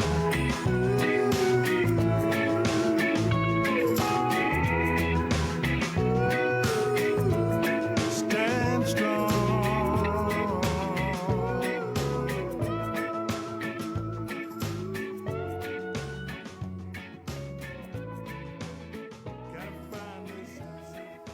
Oh, what a deadly video that was. Really deadly stuff. Really good. We're back live. Yeah, it's COVID-19, you know. A lot of us, some of us are fortunate enough to be able to, I work in the producing game of performing arts, and I'm fortunate that I'm able to, I'm still working, so I'm working from home, which is, I know I'm really lucky and fortunate to be able to do that, but not everyone's working at this time. And what about you guys? Are you guys, you working now, or? Yeah, I'm working 2.5 days a week, so I'm in at the phones, but I'm at home. That's all through the phone and Zoom meetings and connection groups that way. I don't want a big note here, but a bit like Jono, I tried a traditional Samoan meal called chop suey. One of our Samoan boys had done a Zoom session, and I was able to make that dish. Don't really know if my wife liked it. I think she encouraged I keep doing it so I can cook some more feeds. The other thing I've been doing, I'm a boilermaker by trade. Oh, wow. So I've done that 6 years before coming down to Melbourne. So I've been making these 6 foot high numbers just to keep my mind active. And the plan is to put some lights around it for someone who's got an 18th or a 21st or a 40th, 50th. So I'm going to hire those out at some stage when I get the chance to finish them over. But that's something to keep my mind ticking over and active, and as well as homeschooling the kids and trying to go for walks and just trying to keep my mind ticking over. Yeah, it's pretty tough. You got to keep the mind turning over. If you don't, it gets stagnant. You start freaking out a little bit. So I'll just go and get another packet of chips. Another packet of chips. That's what I've got to stay away from. Well, they call it isolating eating, aren't they? Isolating. What about you, mate? Yeah, Jace. Well, brother, I've been doing a little bit like Robbo, a little bit of cooking, a bit of exercise, walking the dog. But as a young fellow, I used to ride motorbikes a fair bit, and obviously through the AFL career, had to put that on the shelf a little bit. And so I brought a motorbike a little while ago, a few years ago, and it had broken down. So I thought, I'll get in the garage and see if I can fix this thing. And I end up pulling the whole bike apart. The bike's just sitting there on 2 wheels now. The engine's sitting on the side of the table in 1,000 pieces. I've worked out what's wrong with it, but I don't know how to put it back together. So I'm in a bit of dilemma there. So if you've got any comments about, if anyone knows any motorbike mechanics, that'd be nice as well. But at the moment, doing that, focusing on that, and I've been lucky enough to get a couple of days a week with a company, Raw Recruitment here within Melbourne. They go across South Australia as well, so being able to get a couple of days a week with them to keep me occupied. But yeah, there's been a lot of people, Jace, that have been stood down, and that will certainly have an effect on their families and everything else. And you have that income coming in, and now you don't. We spoke about bills a little earlier. We get the JobKeeper coming up as well. So hopefully for you mob out there that have been stood down in some shape or form, that your company applies or is qualifying for the JobKeeper to keep you turning over. It's $1,500 a fortnight. So if you're unsure about it, ask your employee. They might be able to help you get some money there to get some food on the table and keep your bills ticking over at the same time. So, Jono, you need a mechanic and I need a carpenter. Yeah, that's what we've worked out, haven't we? So, any boys out there that are mechanics or carpenters, can you give us a call? Hey, Jono, can I ask you about the Adelaide Crows? Yeah. The players training, were they Yeah, so what's happened, Robbo, is it's been reported in the last sort of 24, 48 hours that the Adelaide Crows interstate players, so coming from all around Australia, have come back into the Barossa. They've all been sort of in contact with their clubs, and most AFL clubs are doing it now, starting to tell boys to come back because they have to go in, especially the ones that are going into the closed borders ones that have to be quarantined for 14 days. So a bit like where the Storm are at, they've got to be sort of not training. Sorry, not different to the Storm. No training at all. The AFL have only said that the clubs can train in pairs, and that's all they can do. They're not allowed to train together more than two, and they've made that a blanket across the league. And unfortunately, it's been they've been accused of doing that up in the Barossa. The Adelaide Football Club have paid for a venue up there where they've all gone to, and apparently they've been seen training all together. Coaches there as well, and so under the regulations, Robbo, is that if you travel anywhere and you have to go in a quarantine for 14 days, it's actually stay in your hotel room and not come out of it. So I think they may have been not given the right information in terms of the Adelaide Crows, and some of the advice that they've given their players is probably not the best advice. So they're going to find themselves in a bit of trouble. But what they've got to understand is that they're really not hurting themselves and not hurting the actual competition of getting off the ground, but it's all these other people that are underneath them, Robbo, that rely on football, Jace. They rely on football for their income, such as your coaches, such as your administration. Football clubs aren't, built around 10 or 12 people anymore. There's so many people that go across it.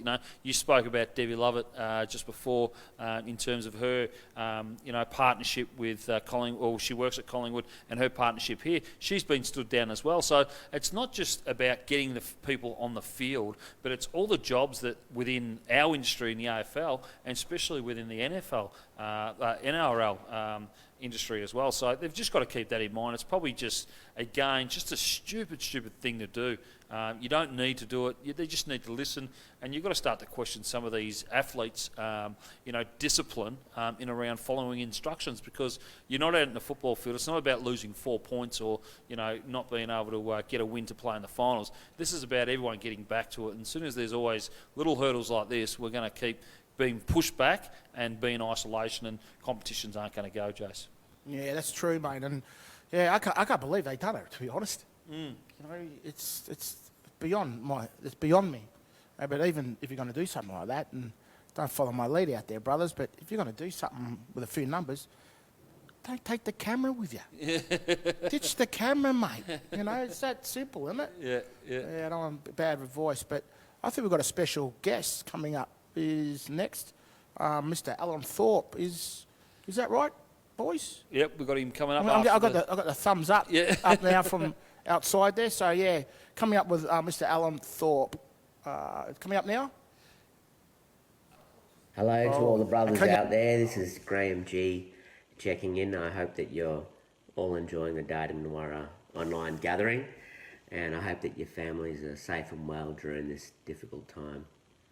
I've got the privilege of Dardi contacting me and asking to have a bit of a yarn with you all about mental health and social emotional well-being, and just some things that you can do to try and stay well during this time.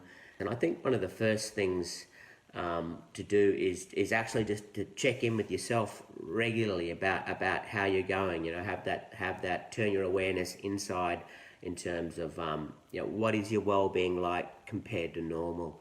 We all know, hopefully you have an awareness of your strengths and your vulnerabilities and how you cope with stress. So it's really important to just touch base every morning and check in and say, well, how am I travelling at the moment? Am I using my strengths and my healthy coping skills in terms of coping with stress? Or are there signs that I'm feeling more vulnerable than usual? And can I see, signs that I'm not travelling so well? And we all have our own individual signs of when we're travelling well as when we're not travelling well. It's a generalisation, but really I think as men we can do a couple things when we start to not feel so well. One of them is that we start to withdraw and isolate ourselves. Even if we're in the midst of others and loved ones, we can just withdraw in and shut down. And so just be aware of the signs for withdrawing emotionally and shutting down. or the opposite, rather than going inward, is that we can get agitated, irritated, and start reacting with others in ways that we normally wouldn't do. So that withdrawal or being overreactive, they're two signs that we need to check in with ourselves and realign ourselves to coping strategies that work well, that we know work well. It's also a sign that maybe you need to reach out more for support and connection with others that love you. So I'll talk about supports a bit later. In terms of being with family, it's a strange time because many of us are with family and having more time with family and to connect with them, but also that proximity and just being crowded within creates its own challenges. So it is a time of extra stress, and for many families that's going to create more tensions for possibly between ourselves and our partners or those we live with and our children. So it's a time where we should take extra attention to communication. Communication becomes vital when we're in crowded situations. Take that extra time to communicate with your partner and with your kids, and extra patience and respect, and compassion and understanding that everyone will be feeling the pressures of being in isolation.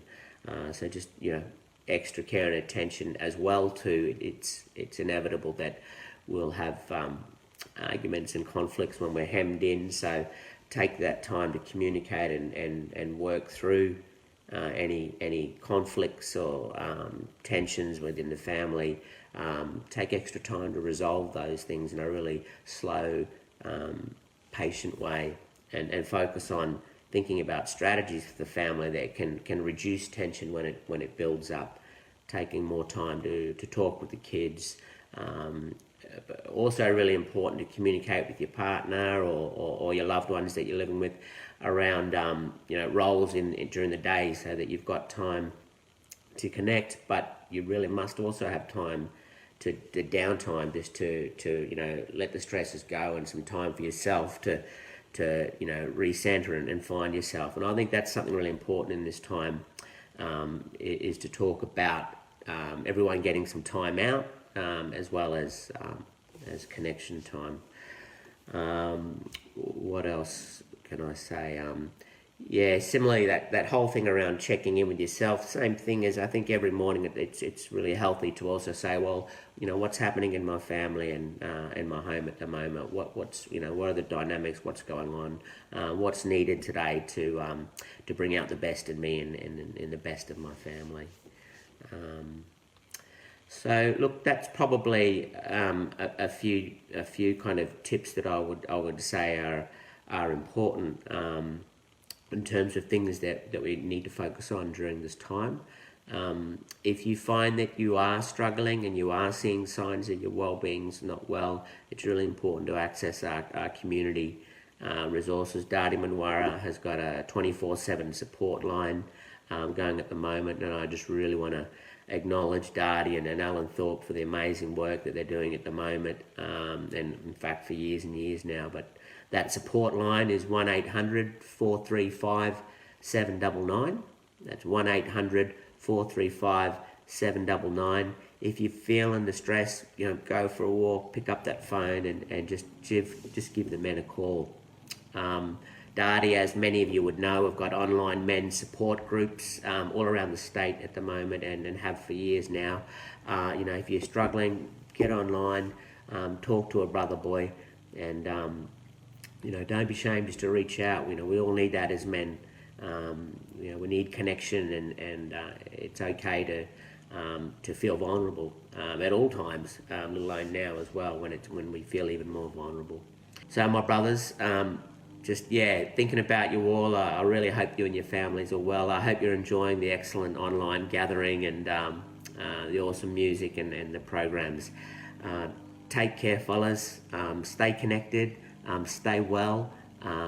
Stay compassionate and loving with your families and with yourselves. Great. Thank you, Dr. Graham G. That was a deadly message.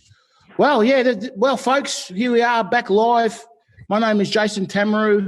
I'm so happy to be with all of you. on this really special program. It's real important having men's programs like this. It's really good for the soul. It's good for the spirit. It's medicine, really. And I'm really, really pleased to be here with all of you. It's such a good thing. And my background, apart from being a black fella, is and a Yorta one at that. I work in the performing arts area, and I love performance. I love blackfella performing arts, and I love art in general, because what it does for me, it gives me a reason to get out of bed firstly every day, but also it gives me an opportunity to engage with so many deadly people, our deadly artists that are out there in our community. And many of the artists that we have are so good, are really good at what we do. And it's, you wonder why mainstream doesn't get to engage with a lot of our artists, because we're really good at it. And then even our culture too, and our culture being really precious. We've got culture that I guess is open for everybody, that we, doing a sort of showcase type of environment. And then we've got a little bit of private culture that we do that, connects with, I guess, some spirits and the old people, and also that inner self. So I'm really pleased to be in a panel discussion to talk about culture and art with some really, really special people here in Victoria. And I'm sure you can see all the people up on your screen there. We've got Mr. Kutch Edwards. Can you give us a wave, Kutch? Howdy, folks. How are you? Ralph Hume. Hey, mob. Chris Hume. Yeah. Dwayne Bannon. Hey, mob. And, of course, the guitarist, I'm going to call you Daniel J, because I'm having trouble with your surname, brother. Daniel J. How's everybody? Right, that's good. So guys, thanks for jumping on board this deadly program. And like I said, we all work in the field of art and culture. I might start with you, Kutcha. Your work that you do, how did you get into it, mate? Long journey, Jace, but I suppose I do what I do because I was denied my connection as a kid, forcibly removed and told to live where they told me to live, in a children's home in the eastern suburbs of Melbourne. And so I think the foundation of any human being's journey is their childhood. And so when I was denied my connection, I was fortunate. I grew up with older brothers and sisters who nurtured me through that. But before I actually get into it, I just want to Chris, what's that? Chris, it's a talking stick. Whoa! And, I got given this by. I feel like the Brady Bunch. There's a story. This is true, mate. Brady, but I got given this by Chris Hume, and when I was doing a lot of work with a cancer foundation. I can't remember what cancer foundation. And what I did is I took this around to all the people I needed to talk to about how, as black fellas, we deal with what we know is permeating our communities and cancer, and how us as black fellas we deal with that. And I got given this by Chris, and so I take it to a lot of the meetings, and Dardi Munwurro have their own talking stick, but. And so I think because I was denied my connection, and you spoke about it before, Jason, 30 years, well, Troy brought it up, 30 years since Jock's passing, and Jock was one of my inspirations and one of my mentors, and he taught me a lot as to what it was to be an Aboriginal man, not an Aboriginal person, but an Aboriginal man in an urban situation in the middle of the city in Fitzroy, and how to deal with the dynamic. Just because you live in an urban dwelling doesn't make you an urban Aborigine. You're a cultured man wherever you are, and so I believe that culture isn't a characteristic of you. Culture is you. Culture is what runs through your blood, and through not your knowledge up here, but in your whole spirit. And so, even though we're speaking in this foreign tongue, English, I believe that all the songs that I ever wrote and penned them in English, they came to me in all the languages of which I descend from. And so, yeah, it's an interesting. Yeah, my role in the whole scheme of things is to externalize what's going on internally in my spirit. And if I'm doing that, the listener, meaning either my family or my people, or even non-Aboriginal people, they're understanding me as a supposed cultured man. Even though I speak in English, I believe that I am a cultured man in the fact that, this thing here gives me the right to speak. And I thank my nephew there, for giving me not only this, but the right to do that, I understand what you're saying about the translation. It was beautiful how you explained it too, Kutch, about the English, and that you believe, you're getting the messages from in language, and then you sort of interpret it in a way and it comes out another way to the people. If we get denied our belief system, we're being denied ourselves. Yeah. But if I know in what you're saying, I never thought of it that way, but in hearing it makes absolutely perfect sense. And as someone who's listened to you, and you sort of go into this headspace, listen to you, Kutch, and it takes you to all these different places, from pillar to post. Takes me a while to figure out what I was saying. No, it takes you to that. I don't mean in a negative way, Kutch. I mean in a real magical way, man. No, a real magical way, and we are just the messengers for them. What about thanks, Kutch, and Ralph.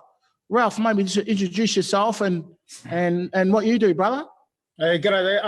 My name's Ralphie Hume. I'm a Willithika man of the Yorta Yorta Nation.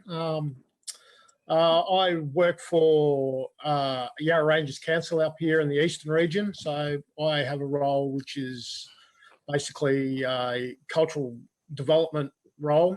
So I advise culture and liaise with Indigenous community and the Yarra Ranges Council. Yeah, wow. Yeah, but my history and my work is quite diverse over the years. So I've worked for Melbourne Museum, Koori Heritage Trust, oral historian, Bundawan Family Violence Service, picked beans, drove trucks, a whole range of stuff. So but my passion is empowering young men and men in our community through cultural strengthening. Yeah, and that's the thing, cultural strengthening. It's so important, and that's where all the young people out there who would have engaged in your program, and people that have listened to you, I'm sure they would have got that cultural the connection, integrity, and absolute that strength coming from you, brother. Because that's the thing. We all a lot of us are fortunate, but a lot of people are unfortunate that don't have those connections. So being able to come to a program like yours, brother, is I'd say it'd be saving a lot of people's spirit for sure, and possibly saving lives, man. Keeping people on the right track. So it's a wonderful thing that you do, Bruss. Yeah, thanks, brother, thanks. And you're right. It's but I like I say quite often, I stand on the shoulders of the men that have gone before me. We talk of people like Uncle Wally Cooper, Uncle Sandy Ack, Uncle Albert Mullet. These fellas. There's even more modern times. Like Uncle Wilkie Austin. And all these lot of fellas that have taught me so many valuable lessons in life, and cultural lessons as well. And it really. Our young men especially are looking for that at the moment. And once they find pride and responsibility as young men, they take up the mantle so easily, brother, so easily. That's right. And today, brother, and over to your brother, Chris. How you going, Chris? Good, brothers. Yourself, Jace? I'm doing all right. This COVID-19 is a bit of a trip, to be honest. But I'm dealing with it just like everybody else, and I'm just wondering how you going. How does is your work impacted? What do you do, firstly, and secondly, has the COVID-19 impacting your work? Yeah, so I'm Chris Hume. I'm once again a proud Yorta Willithica Yambana Aboriginal man. I'm a men's worker out here in the Eastern Metropolitan region of Melbourne. So I work with the inner and outer east. Work with all the Aboriginal men, just empowering them. The COVID-19 has impacted on our programs that we run, because we run a program every Thursday night, an Aboriginal men's group. That's just gone dead stop at this stage. Hopefully in the next month or two we'll be able to get back to it and have some sort of gathering going on. But my job as a men's worker is to once again empower them Aboriginal men with their cultural knowledge and cultural strengths, and give them, them self-determination for themselves to get out there and learn as much as they can and embrace and carry on that cultural knowledge. I found it a little bit hard, to keep that connection going with the men. So I started up a small chat group on a social media to keep a small group of Aboriginal men, in the Eastern Metropolitan area connected to cultural conversation and cultural values. And on that note, I went and created a closed Aboriginal men's group page on Facebook. Was a month and a half ago now, and it started to reach up to around 500 men that were starting to get onto that page, and the content of that page was quite strong cultural stuff. And in aid of that, I needed some help with that, so I opened that page up there to Ralph to give me a hand with that page. And then we had a few discussions, and we've got now 6 admin staff on that page, and over 2,200 men that are on that page, sharing cultural knowledge and asking questions, that they won't be judged on. So that COVID-19 thing sort of opened up that door for a lot of us Aboriginal men from across the country to come together now, not just the Eastern Metropolitan region of Melbourne. And I'll let Ralphie talk a little bit more about, the structure of it and the significance of keeping it all safe and deadly for the men. But some of the things that are being shared on that, Jace, just general stories, the general yarns, and the general conversation about, how men go about doing different things, caring for country, making weapons and tools, getting that practice in with their eye, throwing in boomerangs and different stuff, and clubs and nullas and bundies, even right up to dig lessons online. It's been absolutely fantastic, and I'm on that Facebook side, and I guess it's wonderful, mate. It really is. It's wonderful. There's a lot of stuff on social media that can, sometimes it's disabling as an Aboriginal person. So to go onto something, a site that's got that integrity with it, brother, and it's connecting with some really wonderful fellows on there. It's a really good for the heart. It's good for the spirit, and really keeps that spear straight, man. It's really deadly. So for them fellas that are watching that aren't on that page, you're more than welcome to come along and join that page. It's open to all Aboriginal men. It's called the Aboriginal Men's Group. It's got a round symbol, black and white symbol on it. If you get a bit lost, I'd like to thank very dearly to all those people that have donated to the donation page that I've started up for the men's group, and all that funds will be going through so we can all get into and have a gathering when all this stuff settles down. So it's looking good. It's looking positive. And also to Ralph for his help, Des Smith, Lytton Lee up in New South Wales there, Russell Weston, Christy Saunders, and myself. Without the group of us 6 fellas, it'd be hard to run that thing all alone by itself. Also, Sean Andrews that runs Indigicate, he's put his hand up to give us a bit of a hand too, and a bit of support with creating that gathering as well. So big heads up and a big thank you to all them fellas. And don't forget, you fellas, if you can get on there, jump on there. Don't forget, what you need to do is put on who your mob is, and that you're going to agree to all the terms and conditions. It's basically your privacy settings, and it's saying that you're going to respect everybody's privacy. Thanks, brother. And Dwayne, you got a couple of minutes, brother. You know, That's all right. which we can go all day, but yeah, Dwayne, a little bit about what you do, brother. Yeah, I suppose just acknowledging all the old people, all the lands, and where we all are beaming in from. Congratulations to Dardi Munwurro, the movement, fantastic. I can talk, so a couple of minutes is going to be the tip of the iceberg. But look, just a little bit of a backstory. I'm actually Uncle Alan Thorpe's nephew. Auntie Carol is my dad's baby sister. So yeah, that's where I sort of come in through the link in the family there. Look, men sharing. How good is it? You know, getting together. You know, we're using all the virtual. Listen to them old fellas early. Listen to some of the language that them young fellas use. You know, those words and the maturity in their spirit and their tone.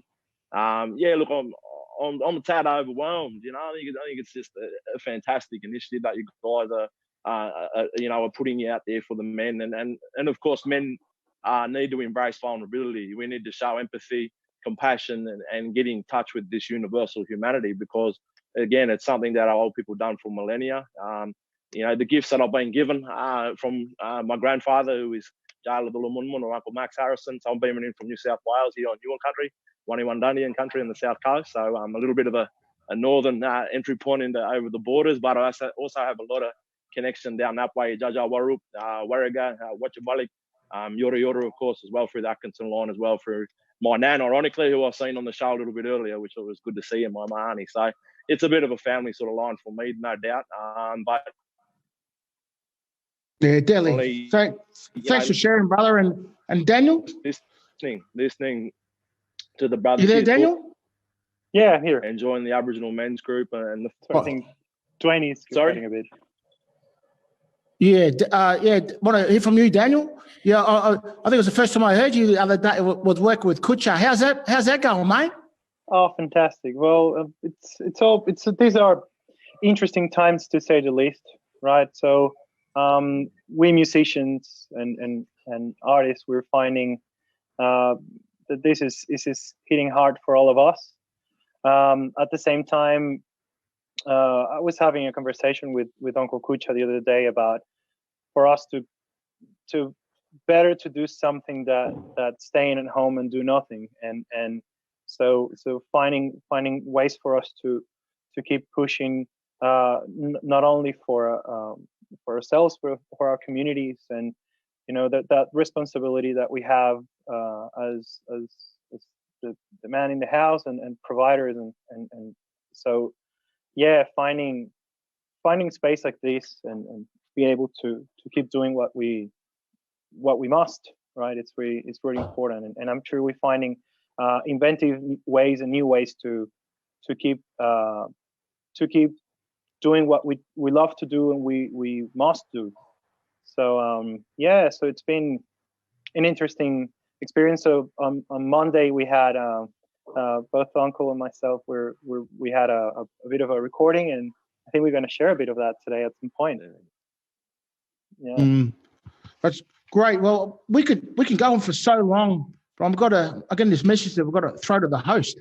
So on behalf of all of us here, I really like to thank all you gentlemen for coming on this program and commend all the work that you do, because all the work that you do is noticed by everyone, and it's loved by a lot of people, and what you do is such an important job for our community. So on behalf of everyone that is watching and listening to this, thank you very much for your time today. And just before we go, Jason, just to mention Corey Thorpe, Cozza, Alan Thorpe, Robbo, Chrissy Johnson, and John Byrne. John Byrne doesn't get much of a mention. He's the quiet quiet man behind the scenes. But thanks to Thorpe, Robbo, Chrissy Johnson, JB they call him, John Byrne, and obviously Corey Thorpe. And Jay Estanino, if you're listening out there, old brother. But yeah, thanks for the opportunity and luck to all the men and all the young fellas out there. And yeah, we'll get through this. We'll be much stronger for it. And good on Dardi Munwurro. Great. Thank you, Kutcha, and thank you again, gentlemen. I think we'll throw it back to the panel. Thanks, boys. Thanks, Jason. It was good to hear the men talk about culture and how important that is for our community. I'm joined with an extremely special guest, and as Kutcha said, JB and Alan Thorpe. And I don't feel any more safer when I'm in the presence of Thorpe. The question I want to ask you, and I know you can't speak for JB's behalf, but I want to ask you, the work you do, I want to know why. I want to know why that's your passion, brother. Firstly, just thanks, Robbo, for today. It's been an amazing, and I hope people in Facebook who are live streaming are really enjoying it, and you know, all the people who've really done the work behind the scenes to make today happen. Yeah, it's been an interesting journey, Robbo. You just see, I suppose, you know, I mean, there's been a lot of talk about history, and I grew up and I was fortunate enough to see, and I was connected to the community when growing up in Fitzroy, and you know, Dad's been an instrument. You know, he's been pretty instrumental to me, and seen a lot of great people. Robbo do a lot of great work, and you know, just I suppose just trying to make a difference in your journey, because you only get one chance at it, and I think it's about, you know, what you bring and what you give. You know, is the most important thing. I think later in life you learn. I think you know, there's a penny drop or a light bulb moment you have, and you think, what, you know.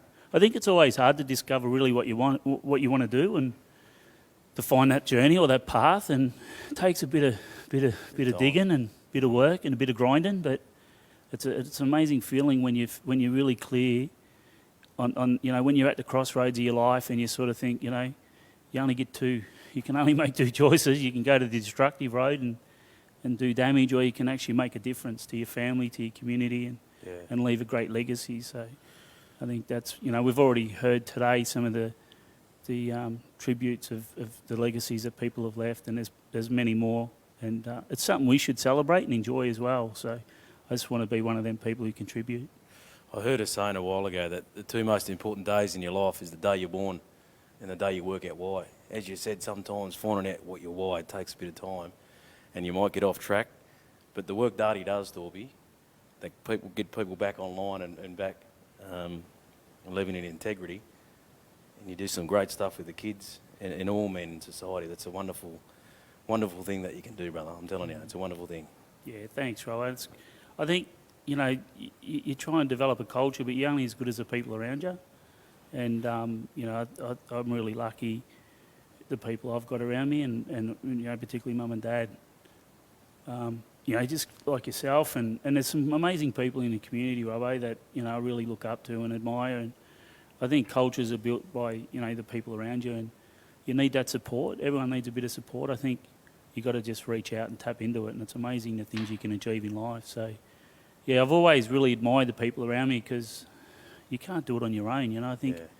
And that's what, you know, and Kudja said before, there's people who go unnoticed, you know, and really make that difference, and they don't always get the recognition. So, you know, there's always good people in the background doing great work, and that's what makes Dardi special, is it's the people, you know, it's part of the Dardi family. Yeah.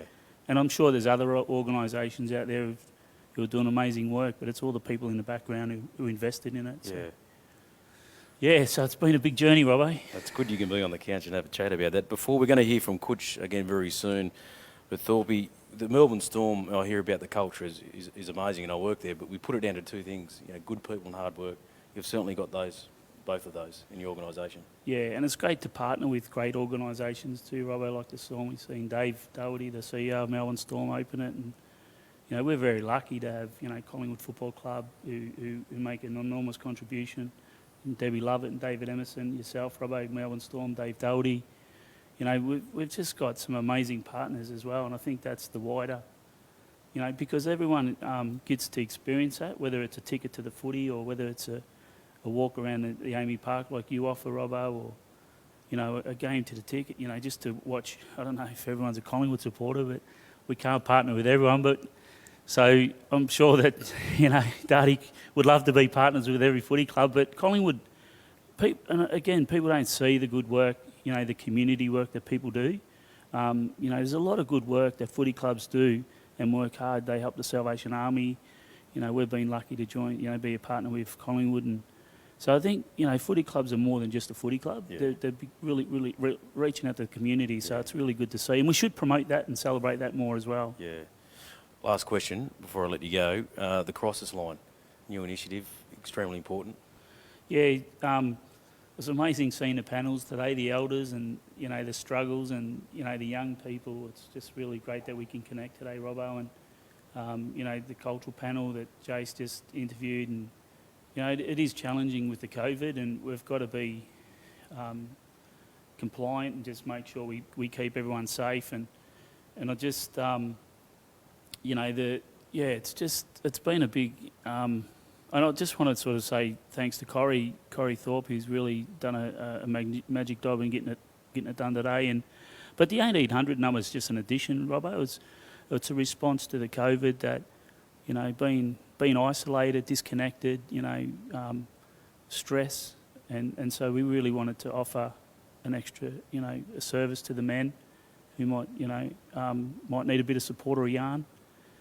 So yeah, just the little things like that, Robbo, can make a difference. That, you know, you just got to respond and be adaptable to what the community need. And I think we're really proud of that 1800 number, and hopefully we can keep it going. It's something I think we should really invest in. And, you know, after hours, downtimes, you know, stress just doesn't happen 9 to 5. It happens downtime, happens weekends, happens after hours. So if we can prevent violence and prevent stress or have a yarn, I think that's a good measure, to, you know, save lives as well, because, you know, there's a lot of men who isolate and keep things and suppress things and not sort of talk about them. So if we can, you know, just encourage men to, you know, get it out and express it and talk about it, and it just feels so much better, Robbo, you know. Yeah. So, yeah, really proud of the 1800 number, but yeah, hopefully we'll have it ongoing. I think you're right. My man always used to say a problem shared is a problem halved. So if you can pick up that phone when you're sitting with stuff in your life and have a chat and get it off your chest, that's only a healthy thing. Absolutely. Yeah. It's great to have you part of the men's groups too, Robbo. I know you facilitate in this room on a Monday, and we get up to 30 men who commit every Monday, and, you know, there's some great work happening around the state, men's groups, and we heard some of the great initiatives with the Facebook and connection, and this community's been so responsive and positive, and, you know, it's a real credit to the way we've, as a community and as people. And just want to send a shout out. I know it's in Victoria, but I remember doing a footy show, and I used to love doing shout outs and acknowledging the people who's watching. And, you know, I know there's a lot of good people tuned in today, and just a big shout out to them. And I know, Robbo, we've had some, you know, messages from Tasmania, so, you know, to the men in Tassie and New South Wales and all over the country. Just want to say thanks for tuning in today. Yeah, that's awesome. Before we go to Kutcha for a song, I just want to say, Andrew Morrison, to get your son involved with Dardi, go to the website, brother. Go to the website and check it out. Send us an email and we'll be in contact. But we're going to head to Kutcha for another performance. A song called Get Back Up Again. I remember being an 18, 19-year-old, thought I knew everything in the world, but a very wise man, Jock Austin, once said to me, and my older brothers used to say to me, doesn't matter how many times you get knocked down in life, it matters that you get back up. And this is a song in reference to that statement, a song called Get Back Up Again.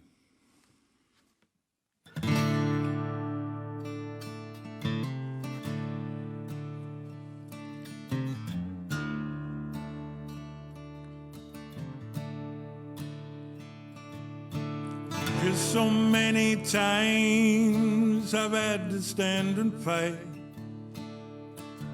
So many times I've been told it'll be alright. Don't matter if you get knocked down and suffer so much pain, long as you can find the strength to get back up again. As long as you can find the strength to get back up again. It is better to have tried and failed than never tried at all. For when that battle sounds, we'll all answer to the call. So many years in a drought without rain, we must stand together to get back up again. We must stand together to get back up again. I will bear my soul. I will bear my soul.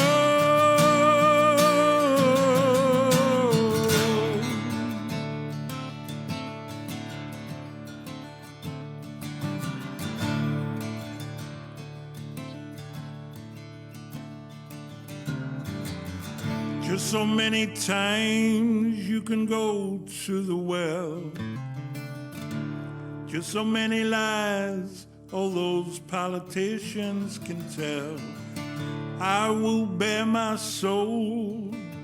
I've got much more to gain. You can knock me off my feet, I will get back up again. You can knock me off my feet, I will get back up again. I will bear my soul. I will bear my soul.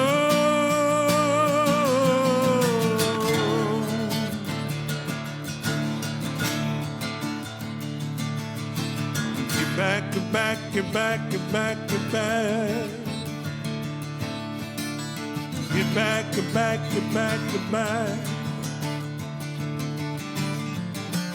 Get back up again. Get back up again. Get back up again. Get back up again.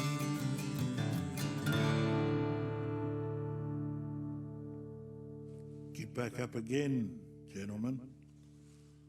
Well, that brings us to the end of our first online men's gathering, guys, and I think it went quite well. We certainly hope that you're going to take a bit of knowledge and wisdom out from all of our guest speakers throughout the series, throughout the segment.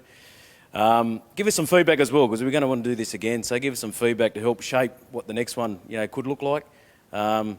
Just want to, again, thank our sponsors, Delcha, the Collingwood Football Club, the Melbourne Storm. Without their support, this wouldn't be able to take place. But also, more importantly, Dardi Munwurro to create this space for us to come together and have a conversation like we have been. Boys, I think it's been a fairly successful online chat, Dalby.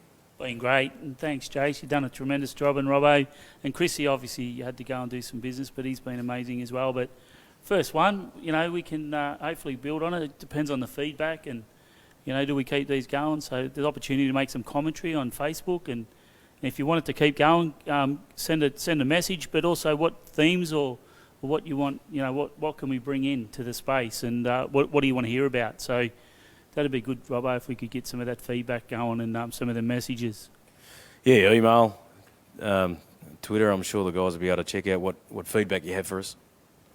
Yeah, well, this is my first time, and wow, what a fantastic afternoon I've had. It's been such a pleasure being firstly in this amazing office. I can feel it when I walk through the door. It was something pretty remarkable in here. It's pretty special, and I'm really, really thankful to be part of this day. It was really, really cool. So, and all you people out there, all your listeners and people on Facebook and social media, and all your men out there, it was such a pleasure to bring this program to you all. I hope you got something out of it. I know I did. Like I said before, if you've got any problems, we don't need to hold all this in. It's just, as men, we tend to do that, and young boys also, we tend to hold all of these darkness inside us, and You know, over time it grinds us down and has a negative impact on ourselves and our families and relationships and so on. So it's really good to, if you've got feeling any problems, you're stressed out, or you just want to have a yarn, you know, give these guys a ring. You know, that's what they're professional. That's what they're here for. Jump on the internet, log on to that, and get the support you need, because it's really important for all of us to be deadly and strong. Jace, before you wrap up, I just want to encourage everyone, you know, right around Australia or indeed overseas, join a men's group.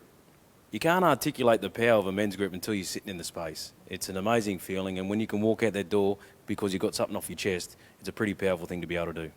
And Robbo, could I just also just a couple of shout outs, Jace, to behind the scenes people, Corey Thorpe, you know, Darcy, Jay, who's the other one, Robbo? You got to mention them now, man. Nathan, yeah, Neith. Thanks, Neith. Liam. And Liam. So just a big shout out to them. They've put the show together today.